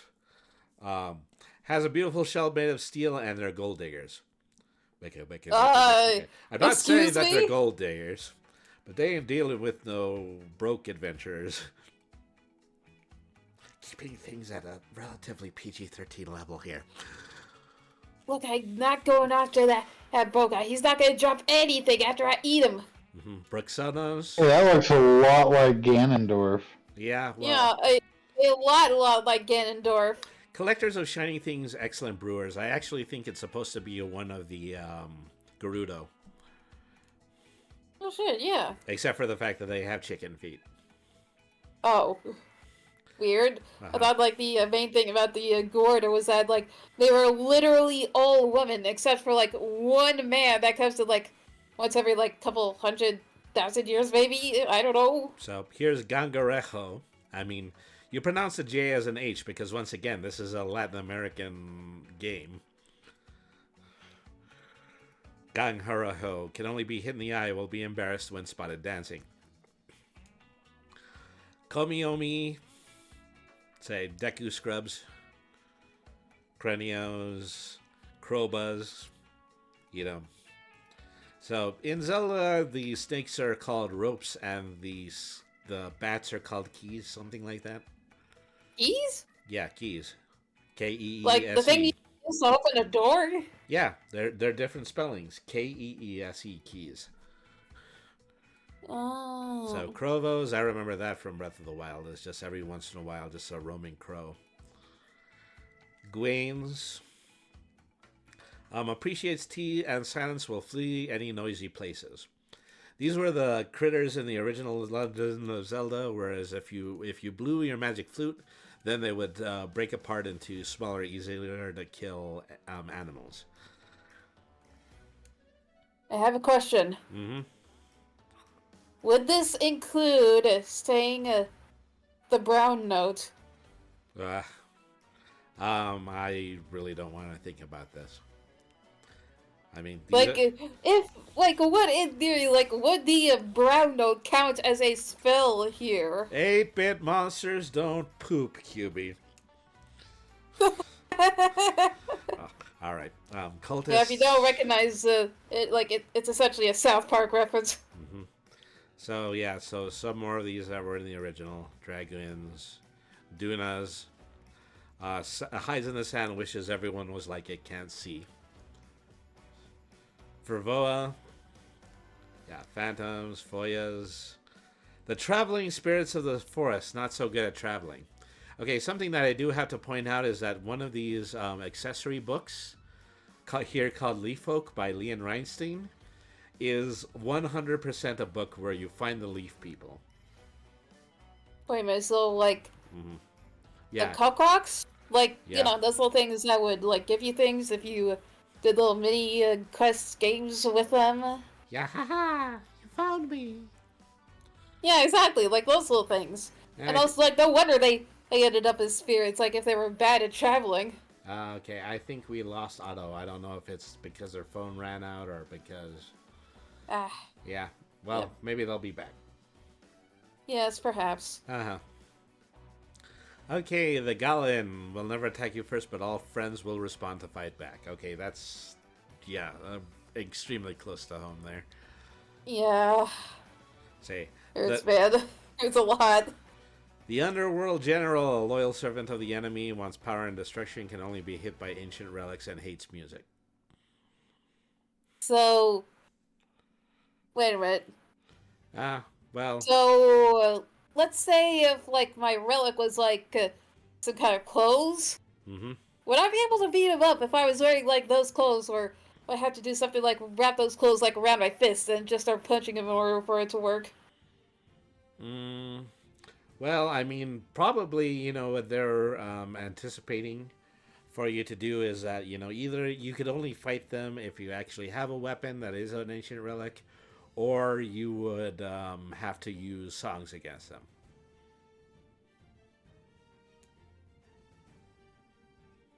Maybe. Perhaps. I don't know. Maybe. Perhaps. Okay. Possibly. Gira Gira. I don't know if it's Good or June. Really big, but grows Good. smaller when hit. It smells good, but not very smart.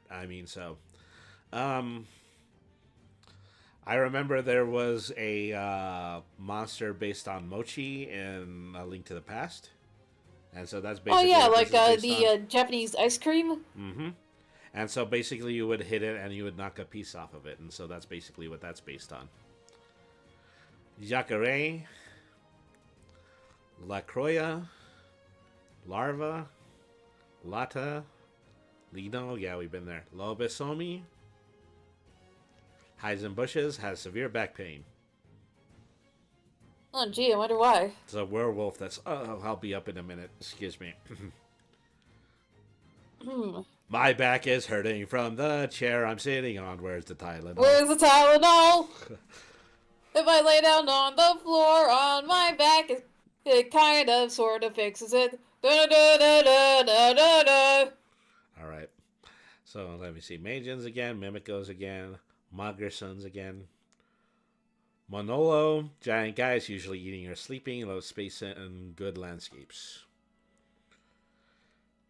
It's strange that, a lot of these people, they just kind of have hobbies, and they're perfectly normal ones. So, like humans? Yeah. So, Muma's slow and weak against fire, tries to paralyze, and is very proud. Mukito always in bands of 2d6 and eats your leftovers. What? Yep. So then there's Peludo again. Pikiritu. No, Pikiritu. Picarito. That's what it is. Loves many colors and variations and loves adrenaline. So, extreme canary person. So, piranhas, povos. Welcome back, Otto.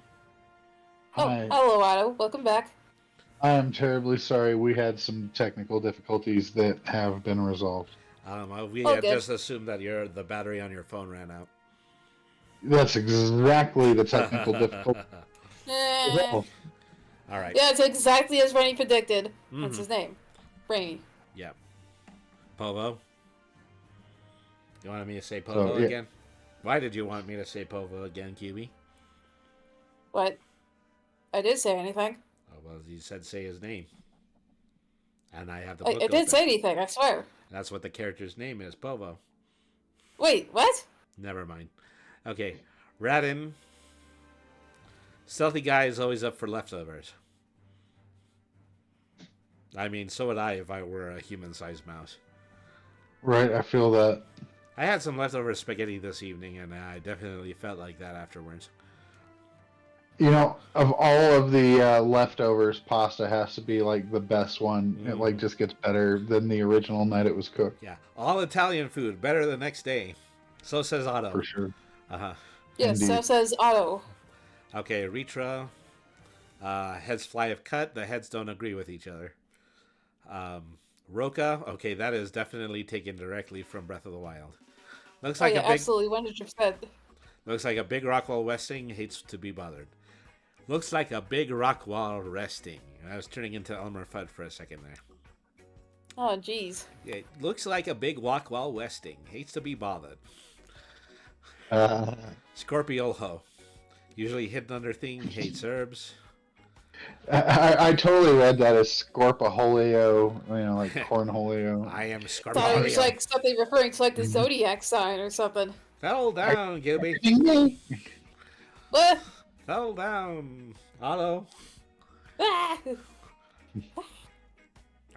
Yeah. That's hilarious. Okay, spies. Susurros, invisible, floats around trying to make people paranoid. Wait a minute. So here, like, spies are like a race, like they're a kind of person, not something that a person can be. Mm-hmm. Huh.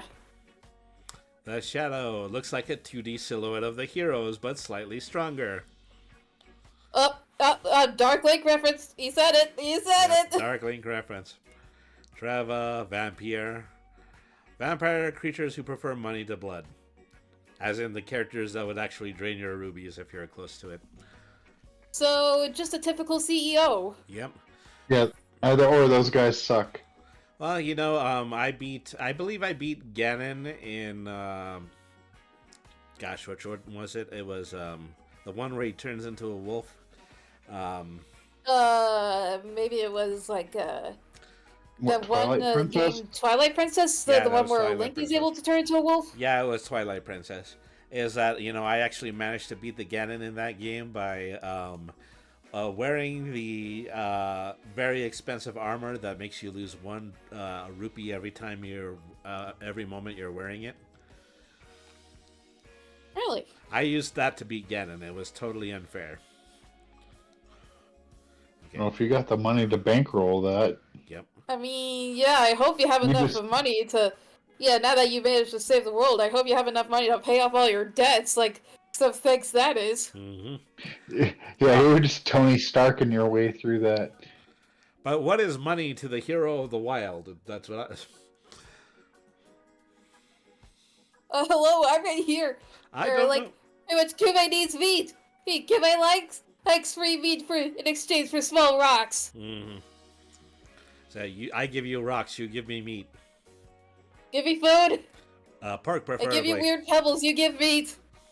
Okay, Zoyao, which is the upgraded version of Zoaie.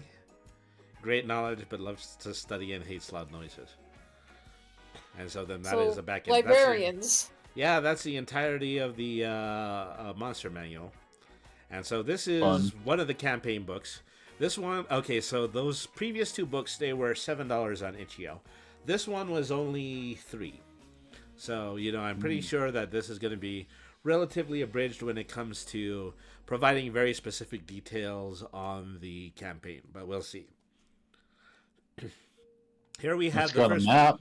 Yeah. So this is the first floor map. Oh, Yeah. you know what? This is the book that had the double-sided. Hang on a second here. 2-page view. Oh, that is not how I wanted the 2-page view to look, but Uh-oh. Yeah. Womp. so there's the other half of the exact same dungeons. Second floor, the sacred tree. Okay. So in addition to everything that we've been seeing in the manuals here, there's also just kind of a separate PDFs that contain cards, and I'm assuming that you can put the cards together and then just create the outline of the overworld map, just like you're seeing here. Evidently. All right. So, since the last month, the roads are blocked by the smoke beblins. They use a strange smoke machine to rob anything walking through here. Last week, the vegetation near the mountain started to get dry. Whatever it is, it's growing and affecting the crops. This last night, the ancient colossal tree at the top of the waterfall caught fire. The locals believe it is the lair of the region guardian Patorio. If you squeeze your eyes, you can see the old dragon in the flames. Something is wrong. Parora used to be that's a character quote. Yeah, that's weirdly ominous. Yeah, it's supposed to be weirdly ominous. It's a character quote. I know, it's not like thinking, it doesn't have me thinking like, wow, this character is like some kind of big threat or something. It makes me like, honestly, like, ask him if everything's alright. Patorio, the Burninator. See all his majesty. Burninating the people. Okay, Parora used to be a verdant region covered in rivers and small forests. The ancient serpent dragon Patorio protects the place, making the rivers and woods flow with abundant life. The region is full of small fishing villages and farms. However, with a change in the local Jakari clan, the whole place is changing too. Rivers are slowly drying as well as the vegetation. The days are hot and the raining clouds seem to avoid the here. The Firebelly clan, the old clan, is divided, and newer factions But started what do you know? I was gonna say, like, what do you know? A snake actually being represented in mythology is something positive for once. Well, not to mention possessing fire. Oh. The So are Firebelly. they more dragons? Well, I mean, they're Oh, the classification for, like, a dragon without, like, any limbs and more snake-like would be, like, a worm. yeah, And that's something. worm spelled with a Y. So basically, these are the Firebelly clan. So obviously, they coexisted with the Burninator for a significant amount of time. The old clan is divided. A newer faction started to walk the fire path and is now draining Patorio's life to gain more power. But Coco, their leader, believes that with enough power, he can become a dragon himself. However, their rituals which set the ancient dragon on fire also dried up the region. The local villagers are getting fewer results in their fishing and hunting, and plantations are having a hard time growing. If that wasn't enough, crime activities have risen in the last months, blocking the roads and the access to other cities. Forgive me if I'm sounding a bit cynical or doubtful, but I'm fairly sure every single plot I've ever read of someone trying to become a dragon doesn't really work out that well. Well, I don't know. Look at this guy. Ugh. That's a mighty fine gumbo right there. I'm just saying it. So I wonder Paul if Trudon. That's a gator. Yep. Some kind of gator. You should always spit in your food twice. Once when it's cooking and the other time when it's eating. So there's always a little bit of you in everything you serve. Wait a minute. Would that be self-cannibalism? That's not good. that violates some health codes. Oh yeah, that's a lot of health codes. You are practically begging to get your restaurant shut down. Mm-hmm.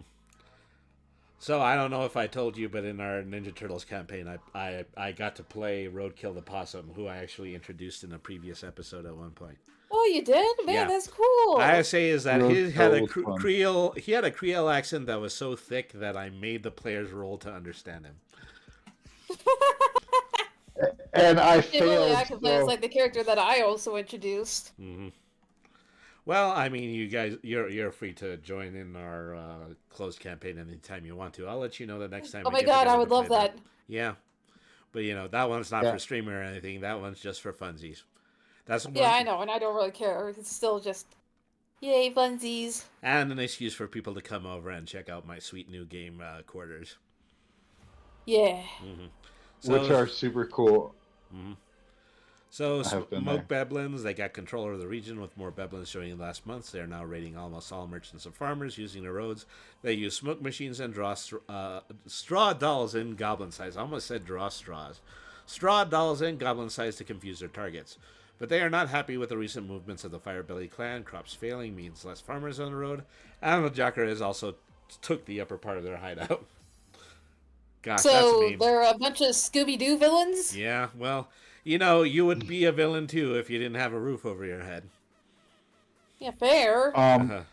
Yeah, that creates some pretty desperate people. So easy. Yeah, some strife, a bit of desperation. So there's some easy region encounters here. A hunter looking for food, 3 Jackeres taking sacrifices to the tree, 1d6 plus 2 smoke beblins setting a trap, a bunch of straw dolls and hidden hollow stone that imitates the sound of giggles, Lost Fairy looking for water, and a Bodo pissed with the rivers getting dry. Yeah, pissed with the rivers we heard it, getting we dry. heard it, fairy. Uh-huh. Yeah, you know what that means, Otto. Hey, listen. Hey, listen. Hey, listen. Hey, listen. Oh my Hey. god, no, Natty, no. I'm talking to you over here. Are you even listening to me? Eat it, would you listen? Oh You my Pay are god. so attention. young. Yeah, QB's not gonna get that reference. What? No, not the Archie Bunker for sure. Yeah. Okay. That was I don't old when you understand and I that. were little squirts. All right. So dungeons have 2 major parts: the cave complex and the colossal tree. Dungeon encounters 1 through 6: Zoya, Beblins with a smoke device, 1d3 Jackeres, Lobosomi, and Galekas. Oh my god, wait, do you guys actually remember, in the Ocarina of Time? And, the game, there was, you had to, go inside, the great, Nabu tree or something? The And Great Deku I don't really Tree. remember the name. Hey, but, you had to go Deku inside, Tree. and it was, filled with tons of demonic spiders. Yeah. I remember that. Sparkle. Well, what it was. Wait. It was Indiana Jones' dad who really didn't like spiders. Ugh. Okay, references. Why did it have to be the- spiders? It always comes back to spiders. Say, references a TTRPG podcast. All right, waterfall entrance. Hey, Whetstone. reference. Hey, reference. Waterfall entrance, web corridor. I don't want to go too far into this because I know that a lot of these pages, span the entirety of the dungeon map, and I do not want to spoil too much. So, Of course. actually, it might be prudent just to leave it right about here. So, Forgotten Ballad by Felipe da Silva, available on Itch.io. Link is still going to be pinned to the chat, even though we're not talking about it. So it's a very fun, very interesting adventure game. Is that I definitely hope that you guys will give it a try. It does look like something you could set up for a very quick and fun play session. Yes, it does look really fun. I'm really Not tripping over my syllables. PlayStation. Yeah, I'm tripping Yeah, over we're tripping my over syllables. everything. And also, remember, Brain, what I sent you? Oh, yeah. I haven't forgotten. Okay, good. Okay, so... Let's see. Go into DMs. Pick up QB's drawing. Do. Okay, so... No, save image as a pixel. What have you sent him, Cube? All right. Well, as usual, QB likes to play the player character side of these things. So they have taken the time in order to draw a character that would fit right in with the themes here. Let me Yep. see if I can find that. Me, I can't help but make very interesting new characters to fit these very interesting new TTRPG systems we talk about and to cover. All right, let me see if I can find this again.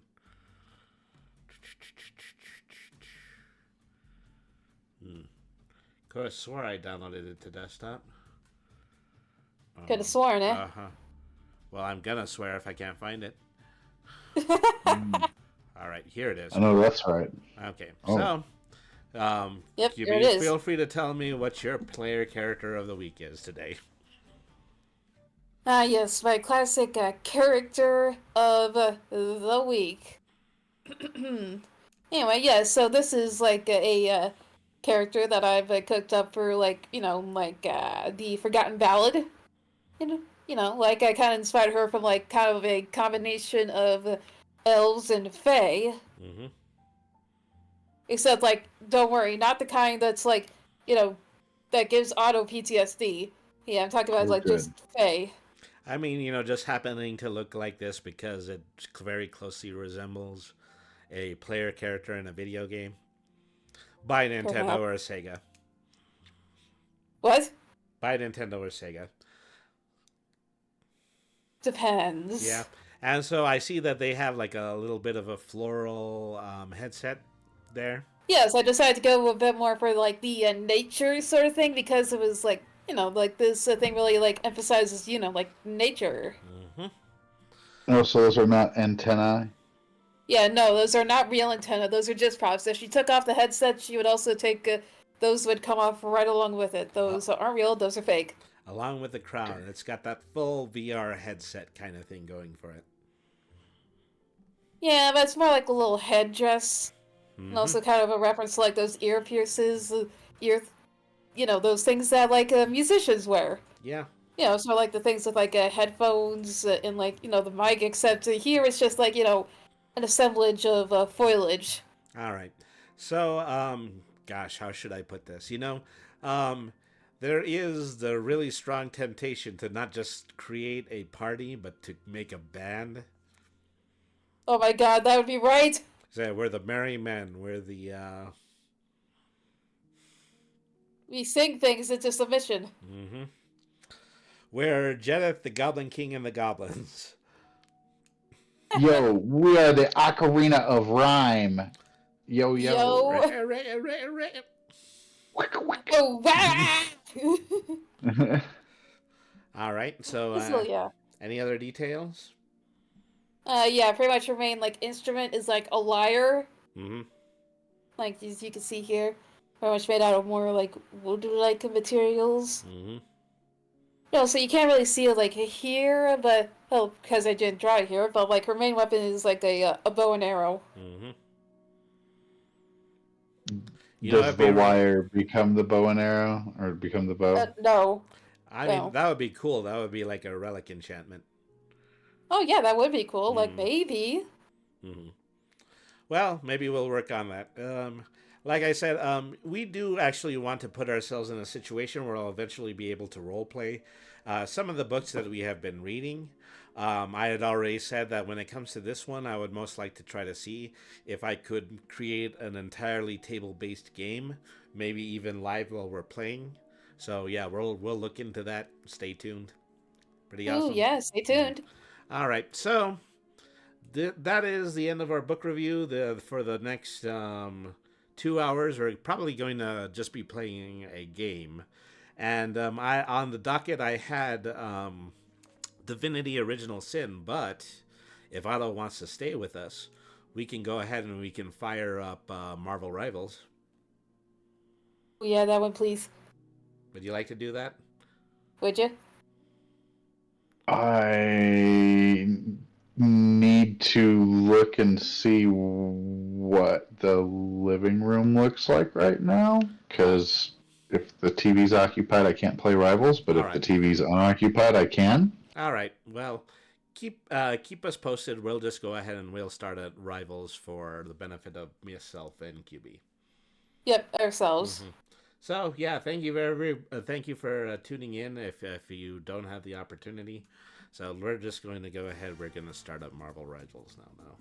Yep, that is correct. How do I do that? How you typically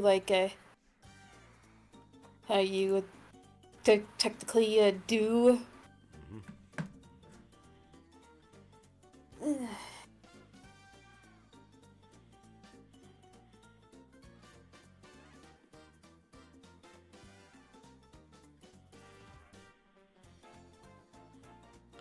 Says go through the opening stage. Yeah, loading up, launching. Launching the anti-cheat. Yep, getting all that out of the way. Mm-hmm. You know, if Otto can, we could, play, Atlas. I want to save that for its own episode. Is that we'll probably do that next Wednesday. Alright. Mm-hmm. See how far we can get it, especially the way that, I've been messing around with the controls. Yeah. Anyway, shaders compiling, doing some waiting. Mm-hmm.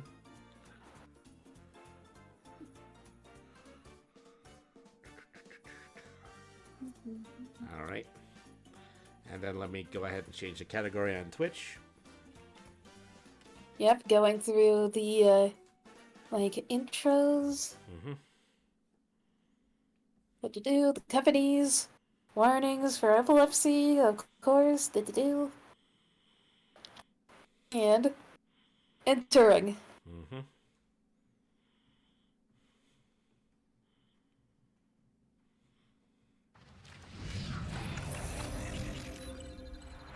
Alright, sweet. All right. I might have to do a little bit of a volume change just after we get in. Yeah, I'm gonna deal with all the notifications. So I've been not playing for so long that I haven't even had an opportunity to play as Mr. Fantastic and the Invisible Woman. Yeah, no, right? They just released recently. Mm-hmm. As a old school Marvel fan, I wanted the Thing. Yeah, the Fantastic Four. Yep. I mean, he could be like the Hulk, except actually good. Shots fired. Yep, got him. Mm-hmm. Oh, looks like there's another, championship going on. Oh, shucks. I guess I completely forgot. This did not capture correctly the last time we played it. Huh? Okay. Oh, well, maybe we don't want a window capture. What we want is we want a second monitor capture. Yes, perhaps. And hello, Brainy. Yep. Good to see you. Good to see you, too. I'm level 33. Mm-hmm. So, let me see. Second monitor, primary monitor, first monitor.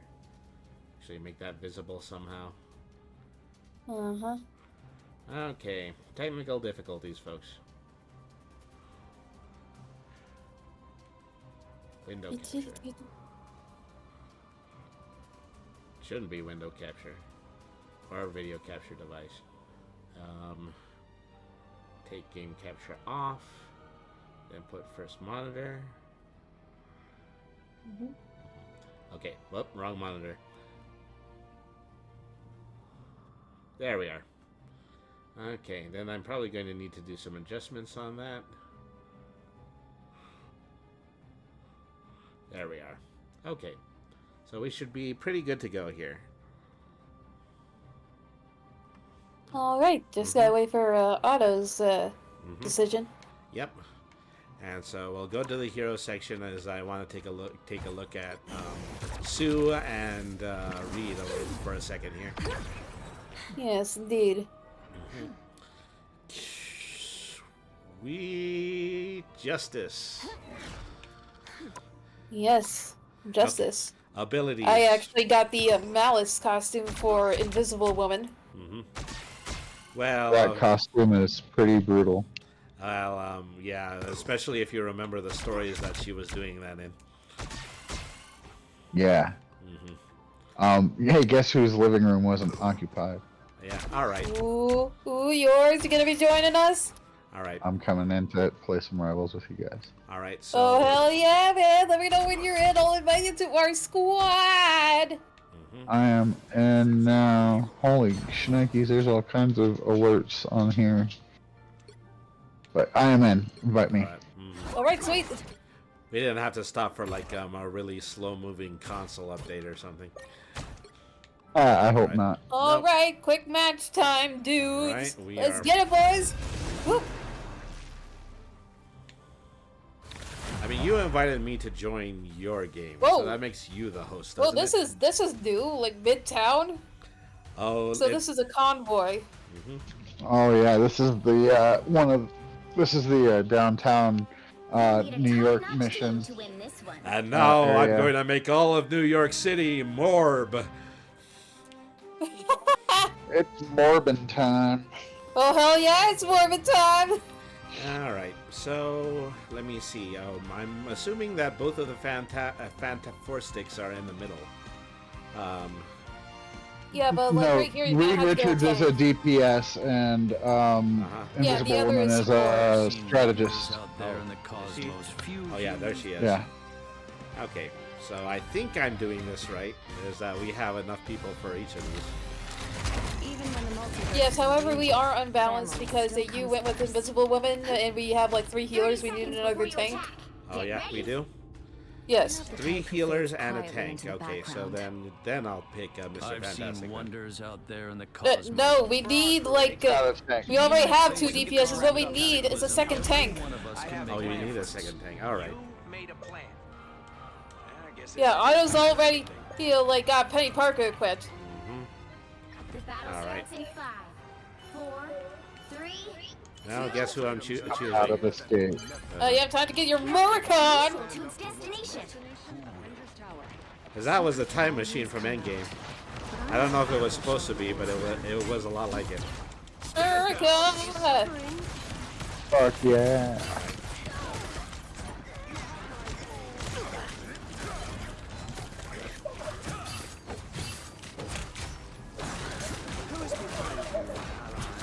The Venom is kind of tough. Come on, man! Otto, what the? Oh no. Oh no. Blah. Oh, their Black Widow capped me from their back line. I sure did not see that coming. I guess that's why you operate from the back line, huh? Yes. Also, Or at least behind someone else. so right now I'm playing in order just to keep up with everybody, but I'm having an encoding overload right now.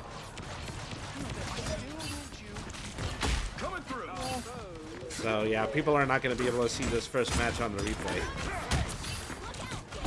Well, I'll say. Alright, so there's a couple of things really quick. I have to stop screen sharing. Wait, what? I have to stop screen sharing in Discord. Alright, makes sense.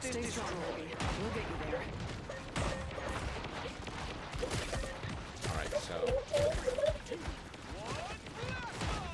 Man, this way it's just like staying behind all the line. all our lines and just like Crap. Good stuff. Stunts are found. Secondary targets neutralized. On to main one. Disappear! So cold. Yeah. Is that, you know, my game feed is running perfectly fine. It's Discord that is deciding to super slow down. I don't care, just get your hand in the game. Alright.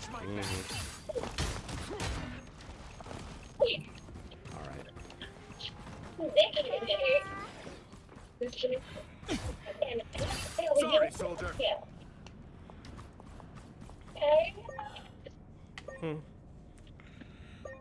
By the way, fun fact, if I stand like perfectly still, I blend in with my clones.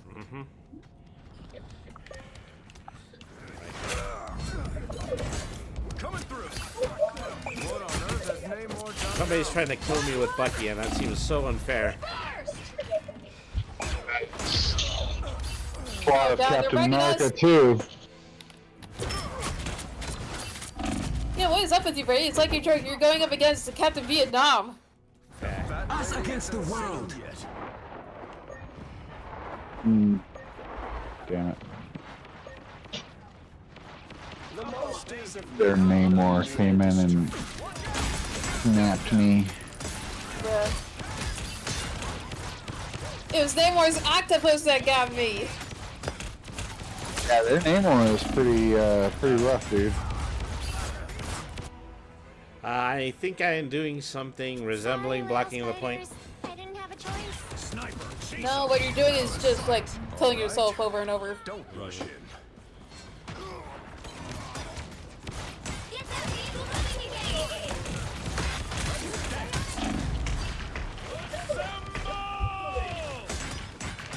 Don't quit now. We're almost to the tower. Spider mode! It would be great to have some of my own teammates while I'm doing the Patriot Dash. Coming through. I'm here doing Well, it would be helpful if you my weren't like, special oh, I move don't right know, now. literally right in the enemy's back door. Alright. An adorable robot that saves the Sorry, soldier. Like, I am a healer. I am not made to like I'm not built like the Hulk, you know.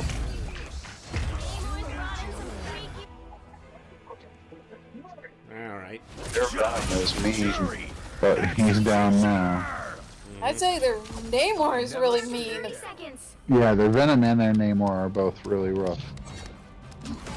Let's dance. You're halfway there. Keep going. Oh, behind us. He's behind us. Oh no, there's Spider. I don't like other Penny Parkers. Ow. Yeah, she got my ass too. Oh, she got me too. Ooh, Keep fighting until we have a winner. what a jerk.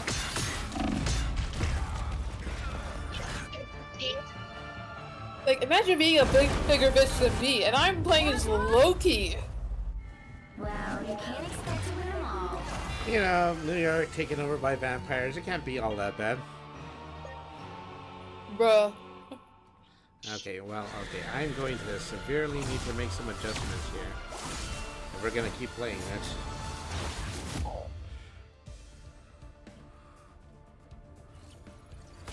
Yeah.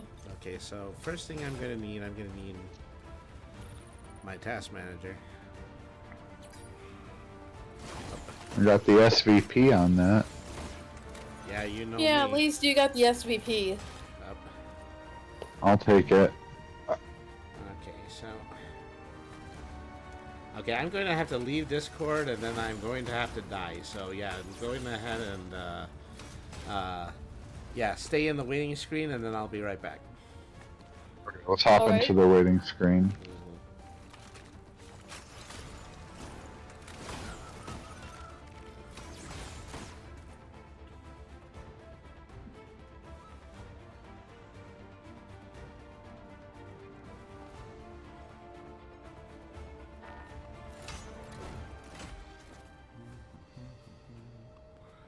Alright.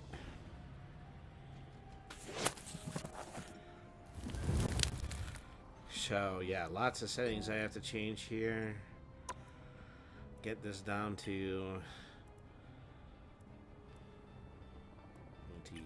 20. Confirm. Studio room.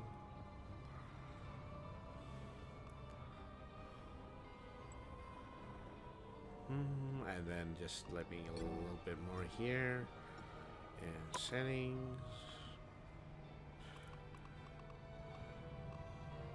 Brightness. FPS cap.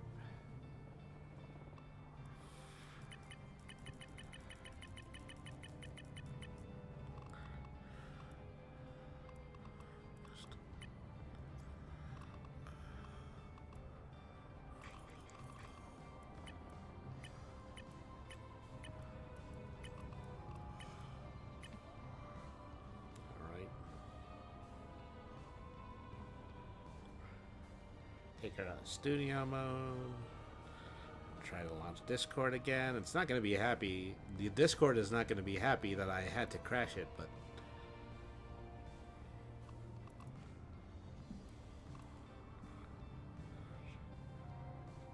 Alright, then I want to go back to my room.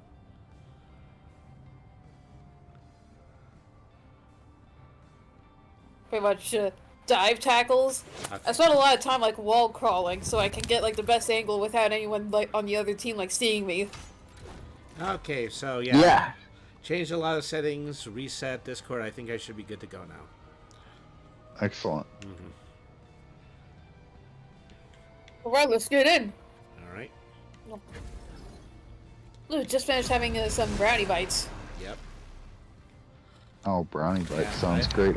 I'm just drinking a White Russian. I could murder something made out of chocolate right now. Yeah. So yeah, I probably shouldn't be eating chocolate because I'm a cat and it would probably kill me. Yeah, but then again, like, I'm a The right spider hands could make all the thing. difference.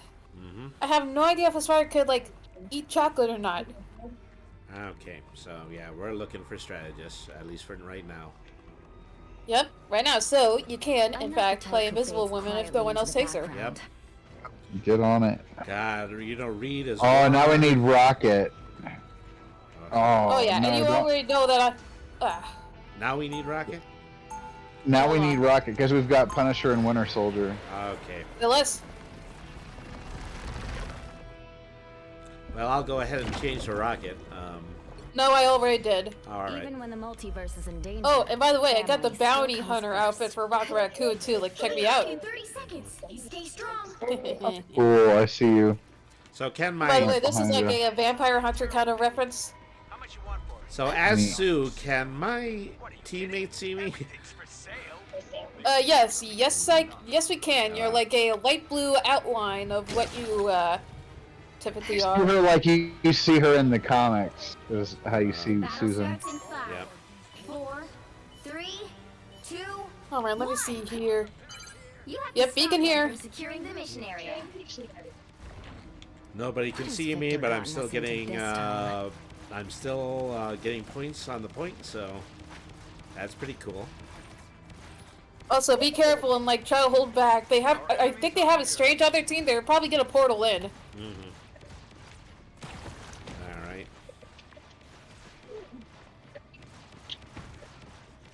And remember to take my armor packs.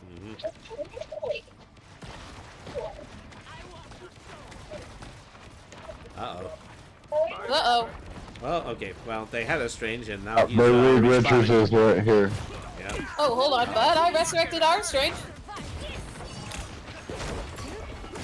We're about to have a Ugh, domestic. yeah, real aggro magic here. No worries. I got your back. Feeling fantastic. Come on, man. Out of style, Magic. Whew, that was close. Alright. Magic infiltrated our lines, but I got the KO on her. Yeah, magic can pretty much do that because of her, like, you know, her portaling thing. Teleport. Yeah. Yeah. She closes distances quite well, that character. Vortex field. Oh, I see a portal. Strange opened up a portal right in front of us. Yeah, their Strange opened up a portal. Oh, here comes Wanda. Fun time's over. Yeah, she got my ass, and I think she took out my beacon too. More scum scraped off. Oh god, it looks like they have a hell on their team too, so Oh be no. really careful for that. Hella. Psionic burst. Hella. Hella. I got Wanda in my You sight. needed some help. Hella for your They're in fella. your sights. Feeling fantastic. Okay, I don't think. Yeah, I don't think the red has had anything on our base yet. Yeah, they haven't got like any progress. They're not about to either, because it's spider time. Here Motherfuckers. comes Jeff. Yeah, be careful, Wanda's coming around again! Oh god, get back, it's her own! Uh-oh, she got me. Don't worry.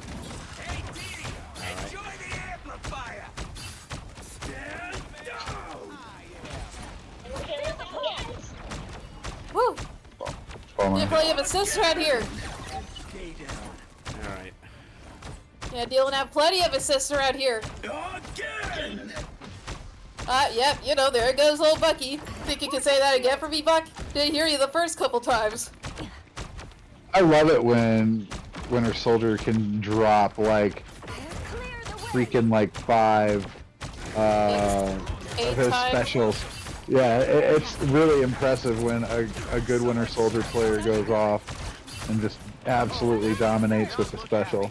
Oh yeah, absolutely. Powering up. And then you know what time it is. Again! Anyone willing to help? Oh. Yeah, lots of again. Vortex field. Clear the way. Alright.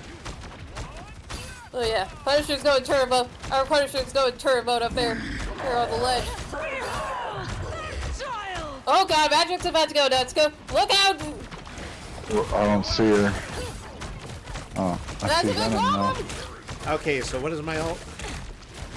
You pretty much make a big column that like helps us have better defense healing, keeps us invisible while we're in the column.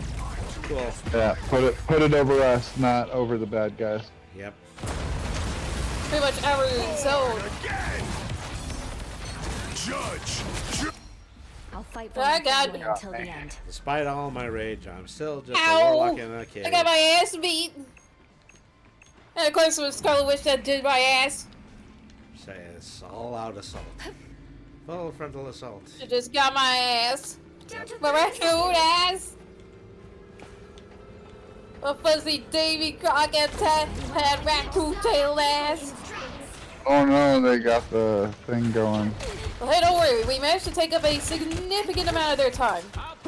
We sure did. We wasted their time hard. Also said, ah! Get back, get back, get back! But their Hawkeye got me with this special. I got ulted by Wanda, which means I no longer Don't give up so exist. easily. Yep, you just got... Oh wait, reference time. God, reduced to atoms. Alright. Adam reduced to atoms. Got my special though, so. Well, we'll have to reduce their atom to atoms if we gotta get through this. There was a very short stretch of time when people actually thought that the Atom in Deadpool was going to end up being Adam Warlock. Oh yeah.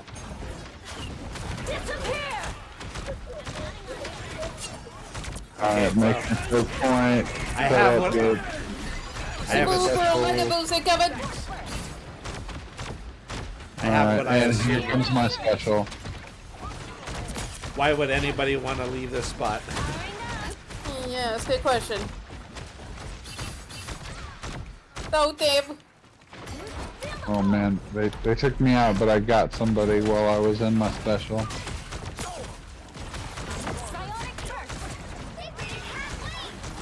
I think I got their Wanda at the same time she got me. Managed to place up a beacon. As long as it's not busted, you can have a chance of like reviving it if you get caught again. No, actually I got the revive. All I right. mean, I hate to be a Go spoil work. sport, etc. All right. Come on, all you anti-gun-loving bastards! And Yeah, hook those guys up. Yeah. yeah, they got another Hawkeye on their side too. So there's that Yeah. extra problem. Oh my god, their Hawkeye is right here. I see him. Wait, what the? He flanked us. Yeah, I think you might be right. Oh wait, wait! I'm infantry. I think they retreated. Nope. Now their magic is coming. Oh, and their Groot is all up on Oh them. god, no, no, no, no, no, no! Oh, and their Wanda came in hard Disappear so too. easily. They got a, Thankfully, not before I could get the Frank Castle infinite ammo boost on them. they've got like a lot to blitz, you know. I said, A lot of blitz. their you know, their combined ults are like an atomic bomb. essentially.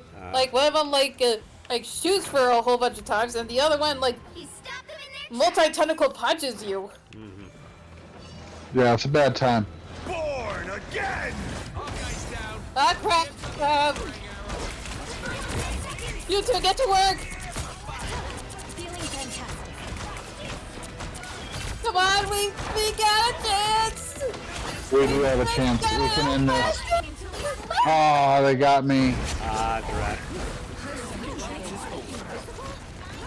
It was their group that got me too. The irony. Yeah, their group got me as well. Thought you wouldn't see me again? Alright, but we're right here near the site. The Gotta site, make it to the so- point. Gotta make it to the point. Gotta make it to the point. Gotta make it to the point. Alright, Otto, you can probably like set up a web nest like somewhere around their door, Gotta at make it least to a somewhere where they point, can't gotta like make it shoot to a point. it like as easily. It's spider time. I got my thing out. Groot got me again. I got their Groot. Alright. I'm And being their warned, Adam. being warned about Hawkeye. Yep, and from a healer's point of view, a lot of you guys are not looking good. A lot of you are yellow. Oh, and 2 of you are dead. And no pain, no I got a gain. Thor now. And the Thor is in my face hard. And I'm down. Oh god.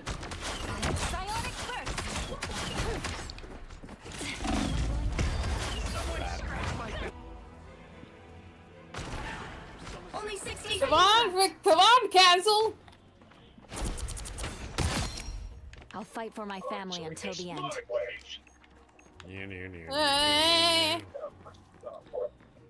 God, their magic got me.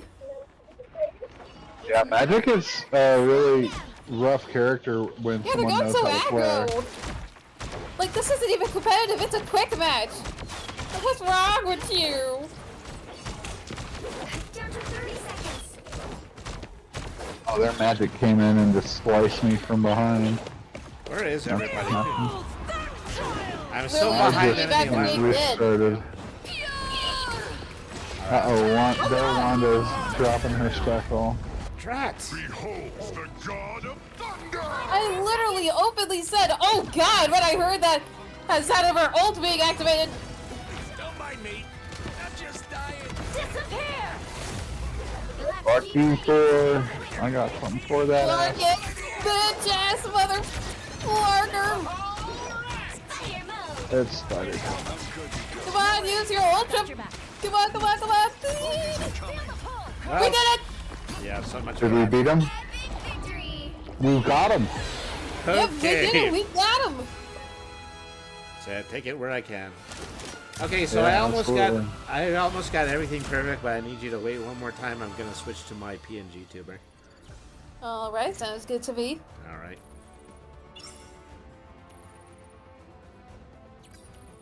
I got a 20 and 8. That's not too bad. Let me see what I got. Ooh, I gave out like 30 assists. I got Yeah, the your healer and the assists- trusty sidekick achievements. Neat. Yep. Very good.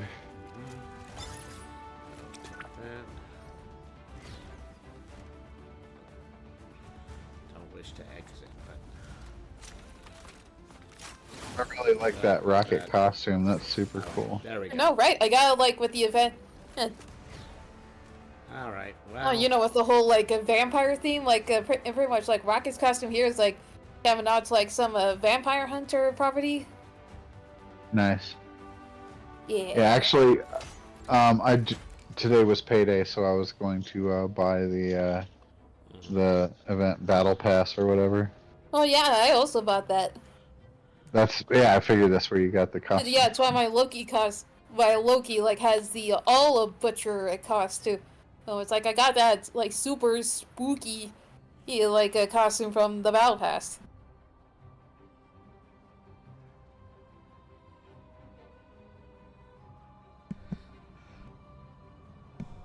okay, so my PNG is malfunctioning, but we can still go forward with it. Next quick match. All right, hey, say less. All right. Here we go again, match round. Woo! So All right, we're at the Hall of T'Jala. how does something like that happen? Is that it just seems like my mic is constantly on, even though I know it isn't. The right heroes could make all the difference. I mean, it could be background noise, but never know. I'm hearing some people on the mic right now, but that wouldn't do it. Alright, so we have to prevent the statue of Vast from returning to its place. I have 3 DPS. Okay, so it looks like I'm a Vanguard. I'm gonna be Magneto this time. Be wary. No time. And I am going to be Jeff, the Land Shark. If you're gonna be a healer, he is the best mass healer in a group of DPSs, you know? Yeah. Yes, not to mention, like, the olds, who, like, single-handedly witnessed the match. Yeah, his ult is pretty spicy. Yep, I literally saw everyone and then spit them all out, or, like, what I do is, like, I mostly, like, kamikaze myself, like, right into a fucking canyon. Hey, whatever works, as long as it takes out the other guys, right? Yeah, exactly. I pretty much mainly kamikaze myself because, you know, I have to be sure they can't recover. 3, 2, I gotta be absolutely 100% positively sure. mission area. This isn't my first trip through the multiverse, you know. Oh, incoming.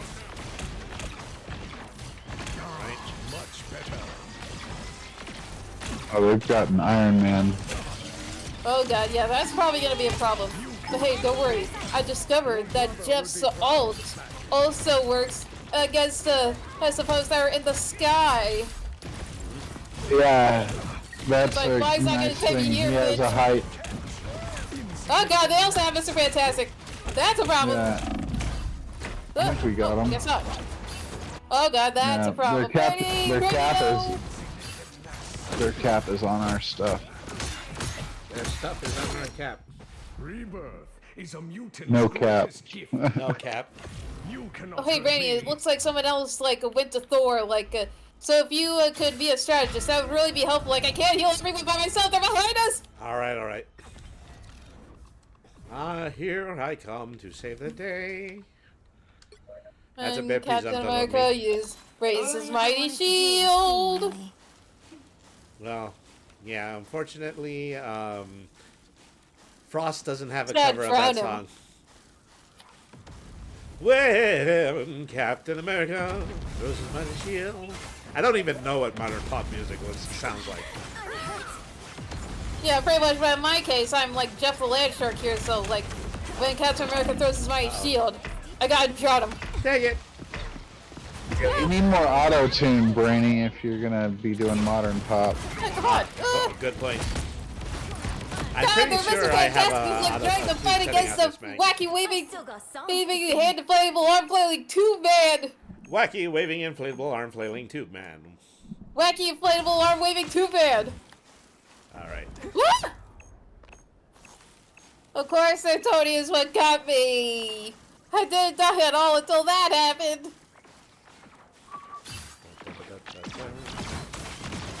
But good news, my ult They're is ready. approaching from the back door. No. Don't worry, I'm also coming from the back door. I can deal with them. I can deal with them. Just Okay, I just need a phrasing. second. Phrasing. Thanks so much. Oh, yeah, phrasing. Yeah, but I'm a shark. I shouldn't have to care about phrasing. Because realistically, I shouldn't have any of the proper vocal cords to even make a single sound. You pour your milk over the female's egg. Or I don't know, maybe you're just getting made another test tube. I don't know. Actually, no. Like, sharks have, like, a weenie that, well, two of them, that act like a double prong not weenie, yeah. escalators. That's your biology lesson today is shark has a double prong weenie.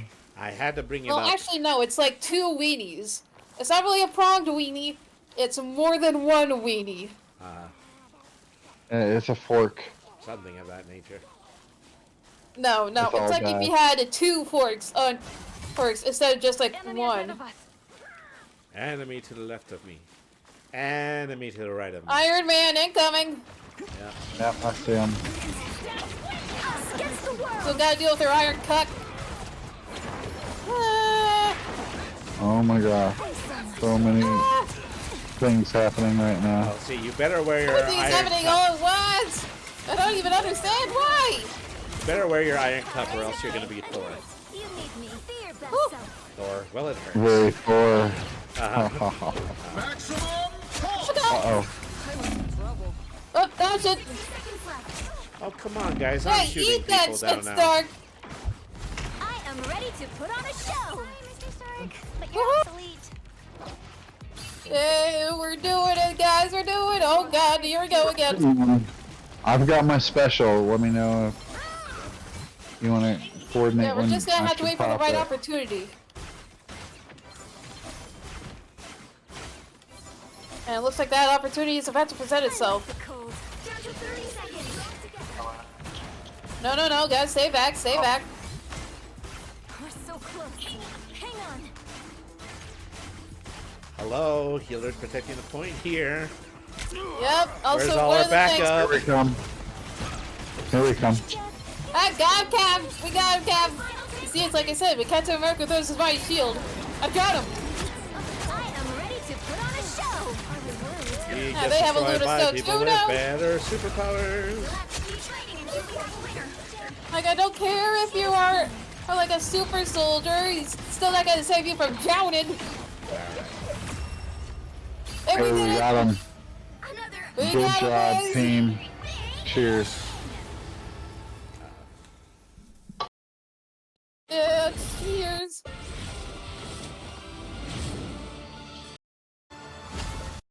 It's a number. do It's another obviously. W. Jeffrey.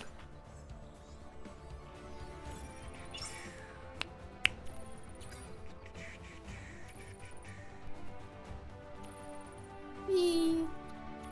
We shut them down without really that many like kills, relatively speaking.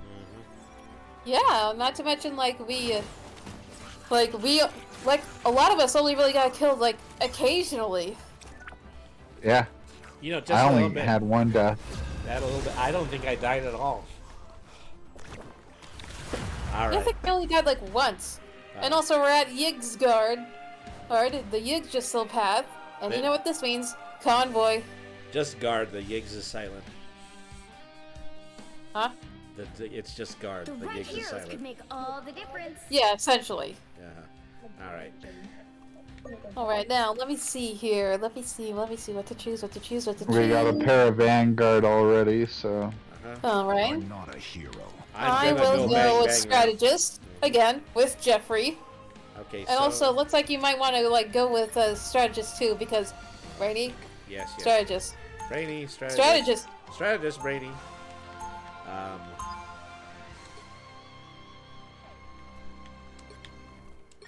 Okay, there we are. Music makes people happy. Heroes Alright, make them now sing. you guys know what to do. Maybe I can Okay, do I'm both. giving people passive ice powers, so that's pretty cool. Stay strong. Yeah, mainly it's me who's like gets like passive ice powers. Well, look at you. You also give Are them you to a superhero? Namor too. What can you do? Okay. Said I'll let you Namor, show the me. one without love. I mean, yeah, because technically, like, in fact, not technically, actually, like, pretty much his first comic book debut was like you know, when he was like trying to just like kidnap Invisible Woman for himself? Oh no, he goes way further back than that. I'm Namor really sure. is from World War II era. He was a defender with the android Human Torch and Captain America.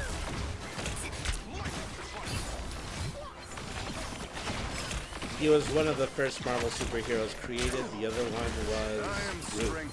Guys, help, help, help, help, help, help, help! No! Thor hammered me! Well, there went all of my teammates.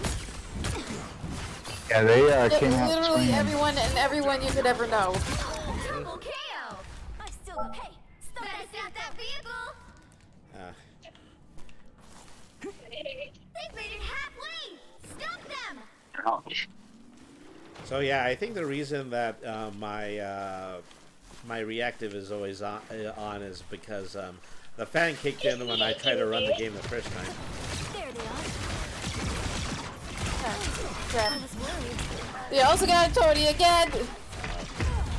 Fucking Yeah, they've got a rough Iron Man. He's playing real hard.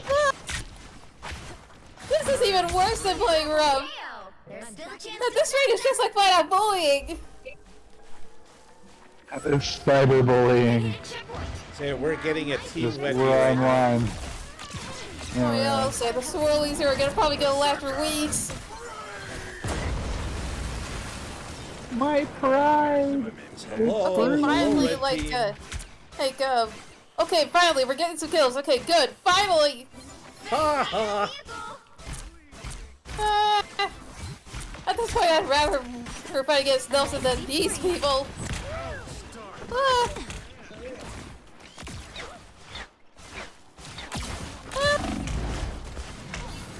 Oh, it's an Iron Man, no! Their Iron Man is mean. So mean, so mean, so mean, so mean, so horribly mean. I got shot out of the sky. Up, up, up! I got the ult! It's I got the spider ult! time. Maybe I I'll got the turn this ult. I'm around. dropping. Somehow! Yep. Drop your ult. I just dropped mine.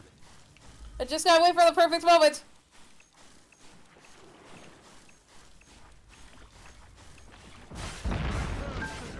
Maximum pulse! Hey, I think the doctor needs a doctor. It's got a lock on them. Okay, he is dead. Ding dong, the Iron Man is dead. Totally the wrong song. We made quite a team. No, that's a props. Powering up. Check out 4 of them. Thank God, this might be what we need to turn this around. So yeah, proof Yeah, that Tony ooh. Stark has a heart. We stopped them in their tracks. No, I'm fairly sure that his got like so severely damaged you have to replace it with a brand new, to a most clean technology ever. God of Thunder! Oh God, no! Not a good time to be. By the Iron This is not a good time to be anywhere close to Thor. And just our luck because we're in Yiggsguard. I am straight time to go berserker. I wonder why I went on movable. Freaking stupid Eye of Agamotto got me. Of course, immediately targets me as soon as it gets like the mere whip of a. It's okay. Ah, got their venom. Oh, there's their Tony. Oh, oh, I got him! I got him! Well, Ice Pop Star had a good run. Oh, and got their Magneto. Alright. I'm back in the fight. Their Thor's chasing me.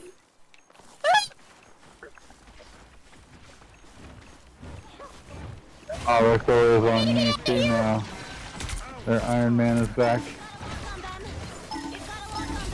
It's only focusing on me, like they were chasing me down. It's probably payback for what I did with them after the ult. I'm on their Thor with my ult. Yeah. And now Venom. Spider time! Oh, come on, come on. Someone needs a snowball in the face. Oh no, Otto! They got me, I'm down. I got gang stomped by their whole crew. Open gangsta. Oh, guess whose ult is right back ready again? Get him, get him. My God, I just need to get out of here. Not gonna lie, that symbiote is scary. It's not impossible to use Venom, but it is. Alright, I got the Lunar Soul out of here. But the rest of them are probably coming back for me. Go, go. A nice deep freeze.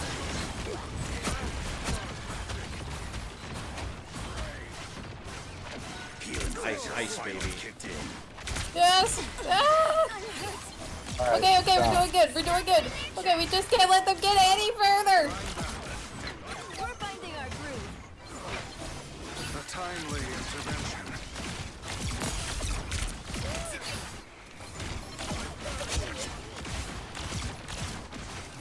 Ancient One, I hope I unleash the Shanti's power. It's okay. Admit it. We got there, Tony. Again.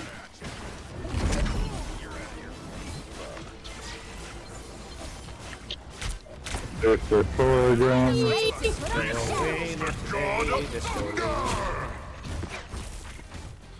finding our groove. He's I down. bet you $9 that they were trying to go after me again, like specifically. A nice deep freeze. Maximum pulse! Run! Run! Oh, that was way too close. Victory through air power. And buildings. I'm help. Stark. Come on, get out of here, Wolverine. Thanks so much. I suck. Needed a little boost. Thanks. Be your best self. Only 60 seconds left. Okay, we're doing great, we're doing fantastic. Woo! Oh, already again. Yeah, we've hit a snag. Okay, don't worry, I'll help us snag in like a few seconds. Admit it. You need me. You alright, Doc? Okay, we got Rather Loki. 30 seconds. Alright, hit it. Oh God, no, I missed. Not so much. Now not so much. Someone needs a snowball in the face.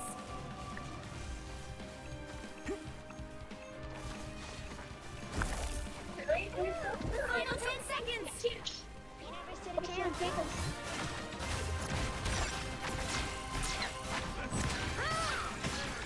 We're finding our groove. We'll have to keep fighting until we have a winner. We have to get him out of here. Your powers are mine!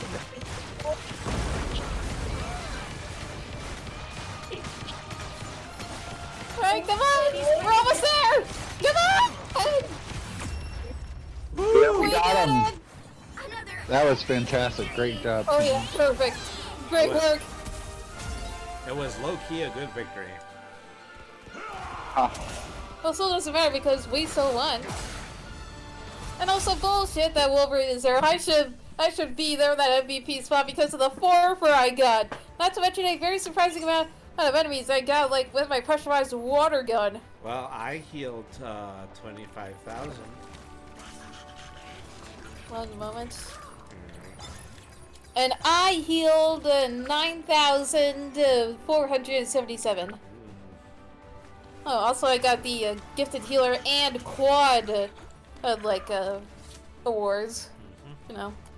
Anyway, let's keep going. Q. Yeah, Q. Q. Ah, Spider Islands, another convoy.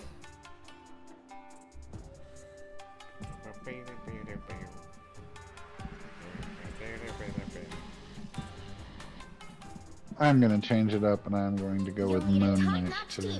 Or this one. That's neat. Ah, damn it, someone already beat me to it. Oops. That sucks. I guess I'll play Mantis? No, we've already got two No healers. tank. Yeah, that reminds me. Mantis was a fun character to play. Or you could go like a different DPS. Alright. Or Brittany, you could try out like Mr. Fantastic now. Alright.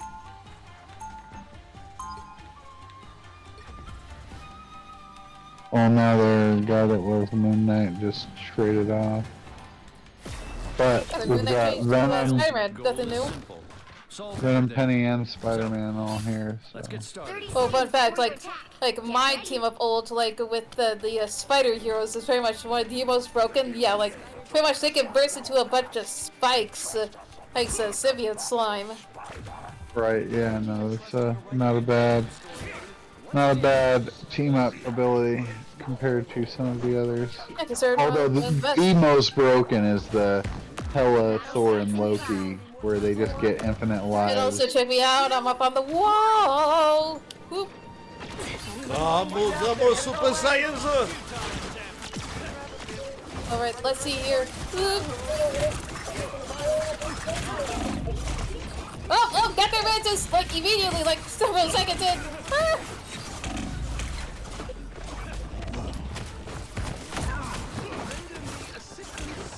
Just making sure.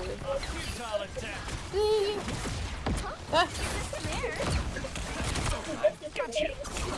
It looks like they also have a Spider-Man, which is good for me.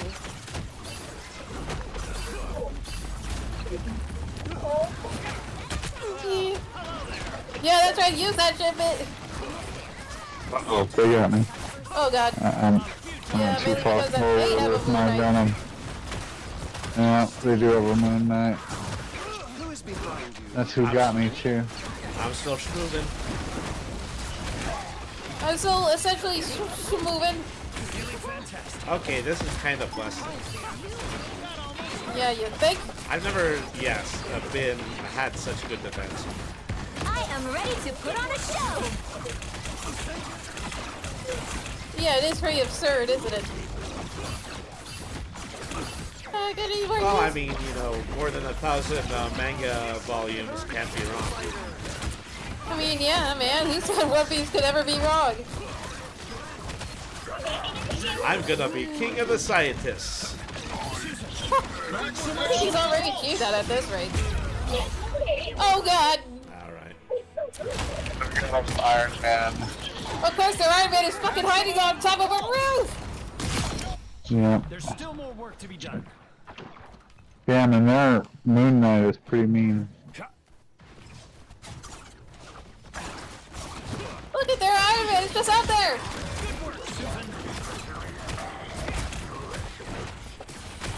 Quick! Boy!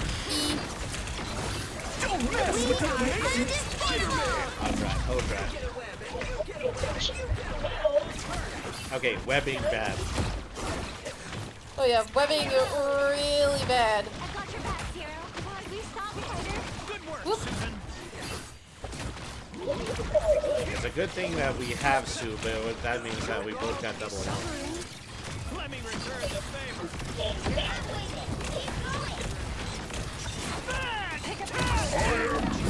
I pushed their line back really hard with my ult. I somehow died doing that. I also died. But it was really good. Oh wait, no, we're getting healed actually pretty well. That's a first.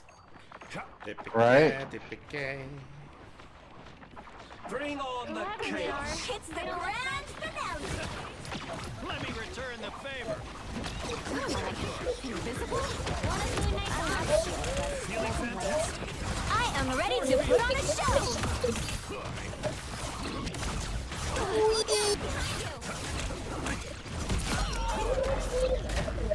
How? Undefeatable! Somebody on our team has the Bagman skin. Yep, that's our Spidey, because that was actually like a temporary replacement for Spider-Man, and that Peter made for himself. Like, but he could like have, but he lost his Spider-Man suit. QB, you don't have to Marvel explain to me. Well, I'm just saying.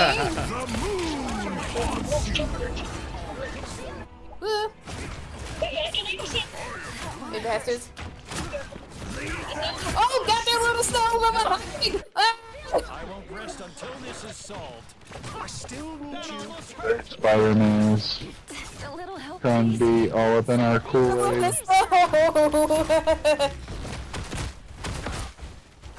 Come here, you big wooden bastard! Wooden bitch! And got their group! Yes! I still get over the fact that I landed on their Lunasoul. That's how we got our group back. Let me return the favor. Oh, also looks like our webhead shot. Speaking of which, it looks like someone shot our webhead shot their Iron Man and right out of the sky. Sweet. Yeah, sweet work, bag man. Counting on you for this. See, we should get an alt Bagman in the Fantastic Four uniform because that's what he looked like when he first did that stuff. Yeah, pretty much that's what happened when like Peter joined like the Fantastic Four for a brief period of time. Like they didn't want everyone to like know that like Spider-Man had joined the Fantastic Four, or so. Boom! Meet the Fantastic Four's new member, Bagman. Bagman. Yeah, fucking Bagman. Reach the checkpoint. Keep up with the momentum. Got him. Beat one.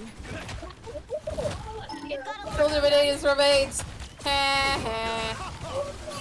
I am bulletproof. It's a symbiote proof though. Is it slime proof? Is it airtight? I'm backing up with the gadget. Then I got Mantis. Run then, you bitch! Get out of here! I am ready to put on a show.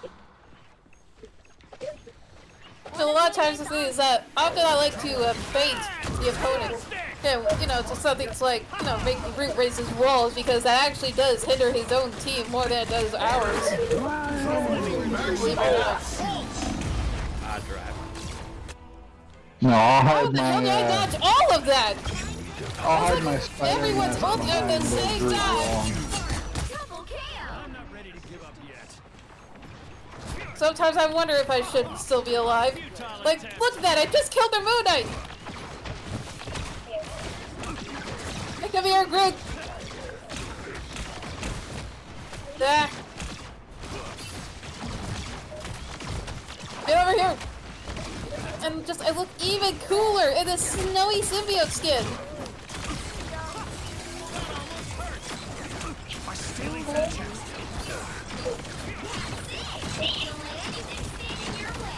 Tony's up there! Here comes trouble. Futile attempt.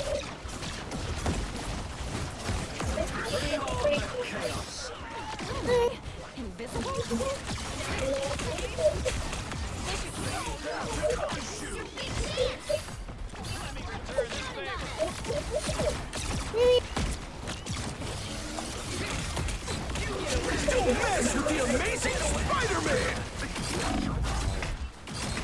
Get out of here!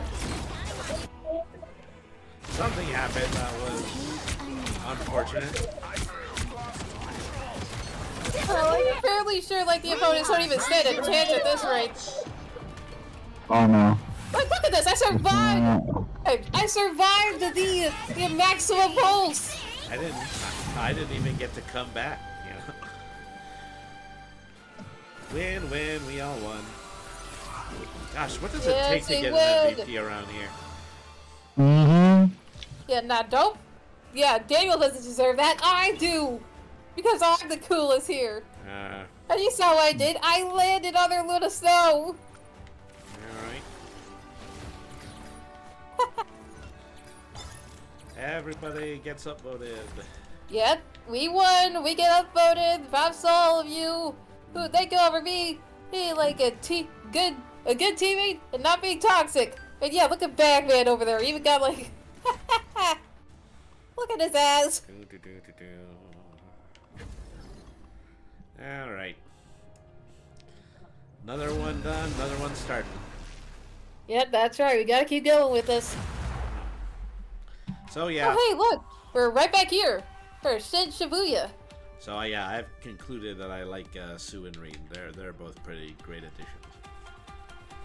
The right heroes could make all the difference. Today that they're dropping new characters basically once every I think twice one every and a month. half months. Yeah. Once 1.5 months. About so. 90 days, yeah. Yeah, pretty Yeah. much. Also, we're going to need healers and another tank. Okay, Yes, we well, are. Life energy is a powerful I need Metazord power now.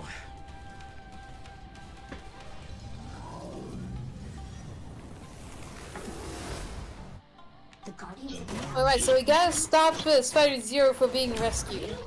We'll be coming in 30 seconds. Whee! Stay strong.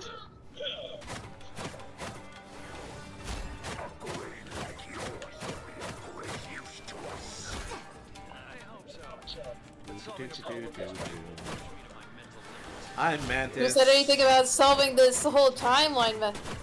Yeah, Steve Venom said it himself. Like, yeah, totally for problem solving, like, not for eating. Like for real though, I want to eat it.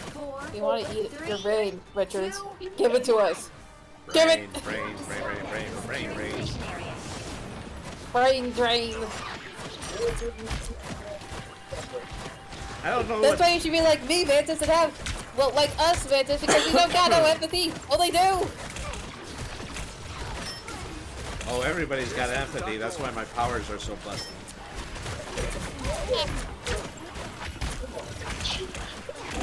Oh, drat. I totally went the wrong way out that building. Oh, looks like Ghidorah Stan was who got your ass. I am strengthened.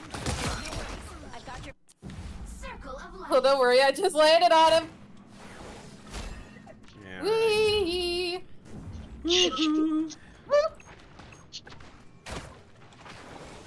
Sometimes it's like, moink. I've got a date with Destiny. Oh, even though, wait, he also got my ass. Oh my gosh, I just got gang stomped by like their whole fucking team. Like every Everyone's got single one of something them to were report. all up This on shouldn't even me. be physically possible. You need to stop that vehicle. It's just getting richer. Some things never change.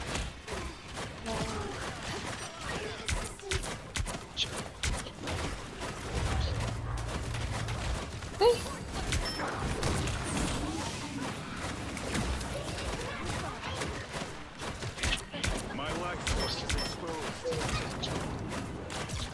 Woohoo. And get the fuck out of here, Rid. Get the fuck out of here, Storm. I gotta eat your husband's friends, and then I've gotta eat you next. Brain. Brain. Hey, stay out of our shed. Ghidorah Stan again. What's with this guy? It's always cheerful to see a meme that QB actually knows about. Or a web I know cartoon that for one. that matter. Yep, specifically shed.mov. Okay, I think enemy Jeff actually saved my bacon for a short period there. I have some scores to settle. Oh, looks like Scarlet Witch got Richard's ass. Oh, got 2 for 1. Billy thanks to Moon Knight. Which pretty much means that Moon Knight did that, not me. Yeah, I got you got a hurt, so- KO or a double out of that. Who's really the best one here?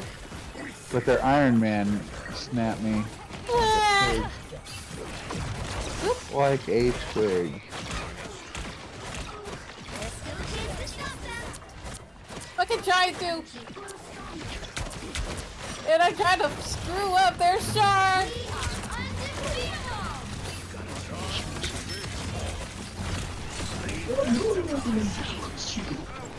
Motherfuckers Yeah, die.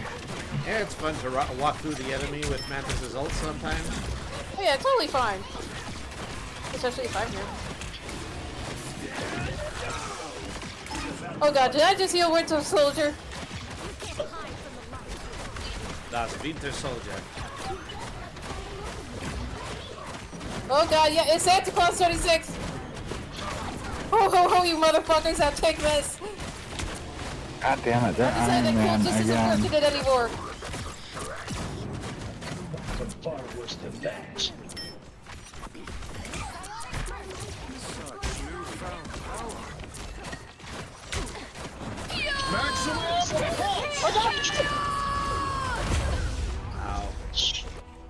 Oh god, Brady got God, no! I have been My banned head, from existence.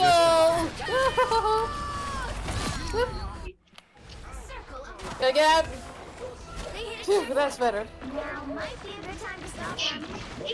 See, I don't always use like, you know, the dive tackle thing to like crush a lesser or like opponents into a pulp. Like sometimes I use it to get away.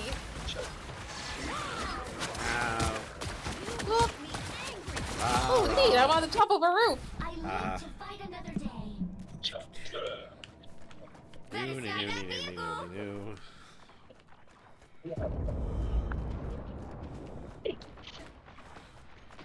Yay, everyone's yellow.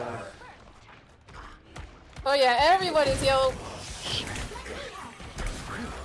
Almost didn't make it again. On your toes. Come on, gotta get out of here. Oh god!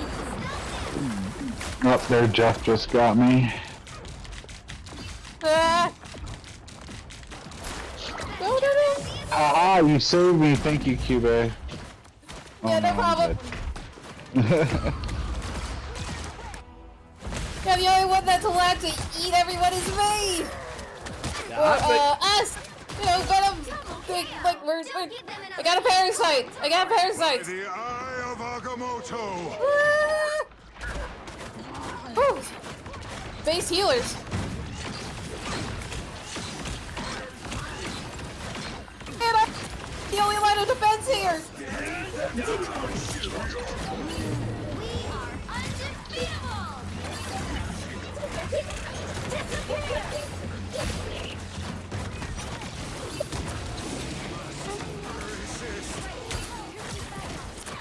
Maximum pulse! Oh, their Iron Man got me with this special.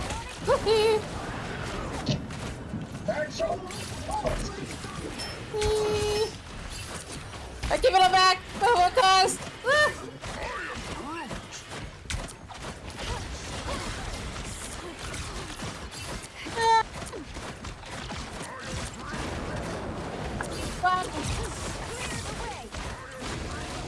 Heal, heal, heal, heal, someone heal, someone heal! Ah! Well, that was nuts. Bruh. If you want to make nut jokes, you should have just like Squirrel Girl! Huh.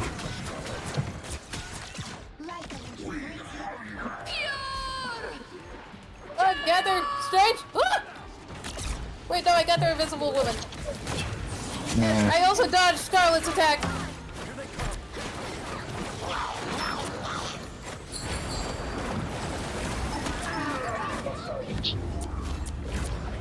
Okay. Well, you can't expect to win them all. A really good job in spite of losing that. You know, if they were still kind enough to let us continue in overtime, maybe not. If only. Ugh. Alright. Alright, it was 9:30. I believe that about does it for me. Cats and kittens. Yeah. Felines and Felidae. Alright, And well, every race class and subclass in between. let's just go ahead and sign out altogether. I think you guys have already taken care of the catchphrases. I'm gonna go find somebody to raid. Alright, let's Okay, do let's it. take a look. Who would I like to pay a visit to today? Let's see.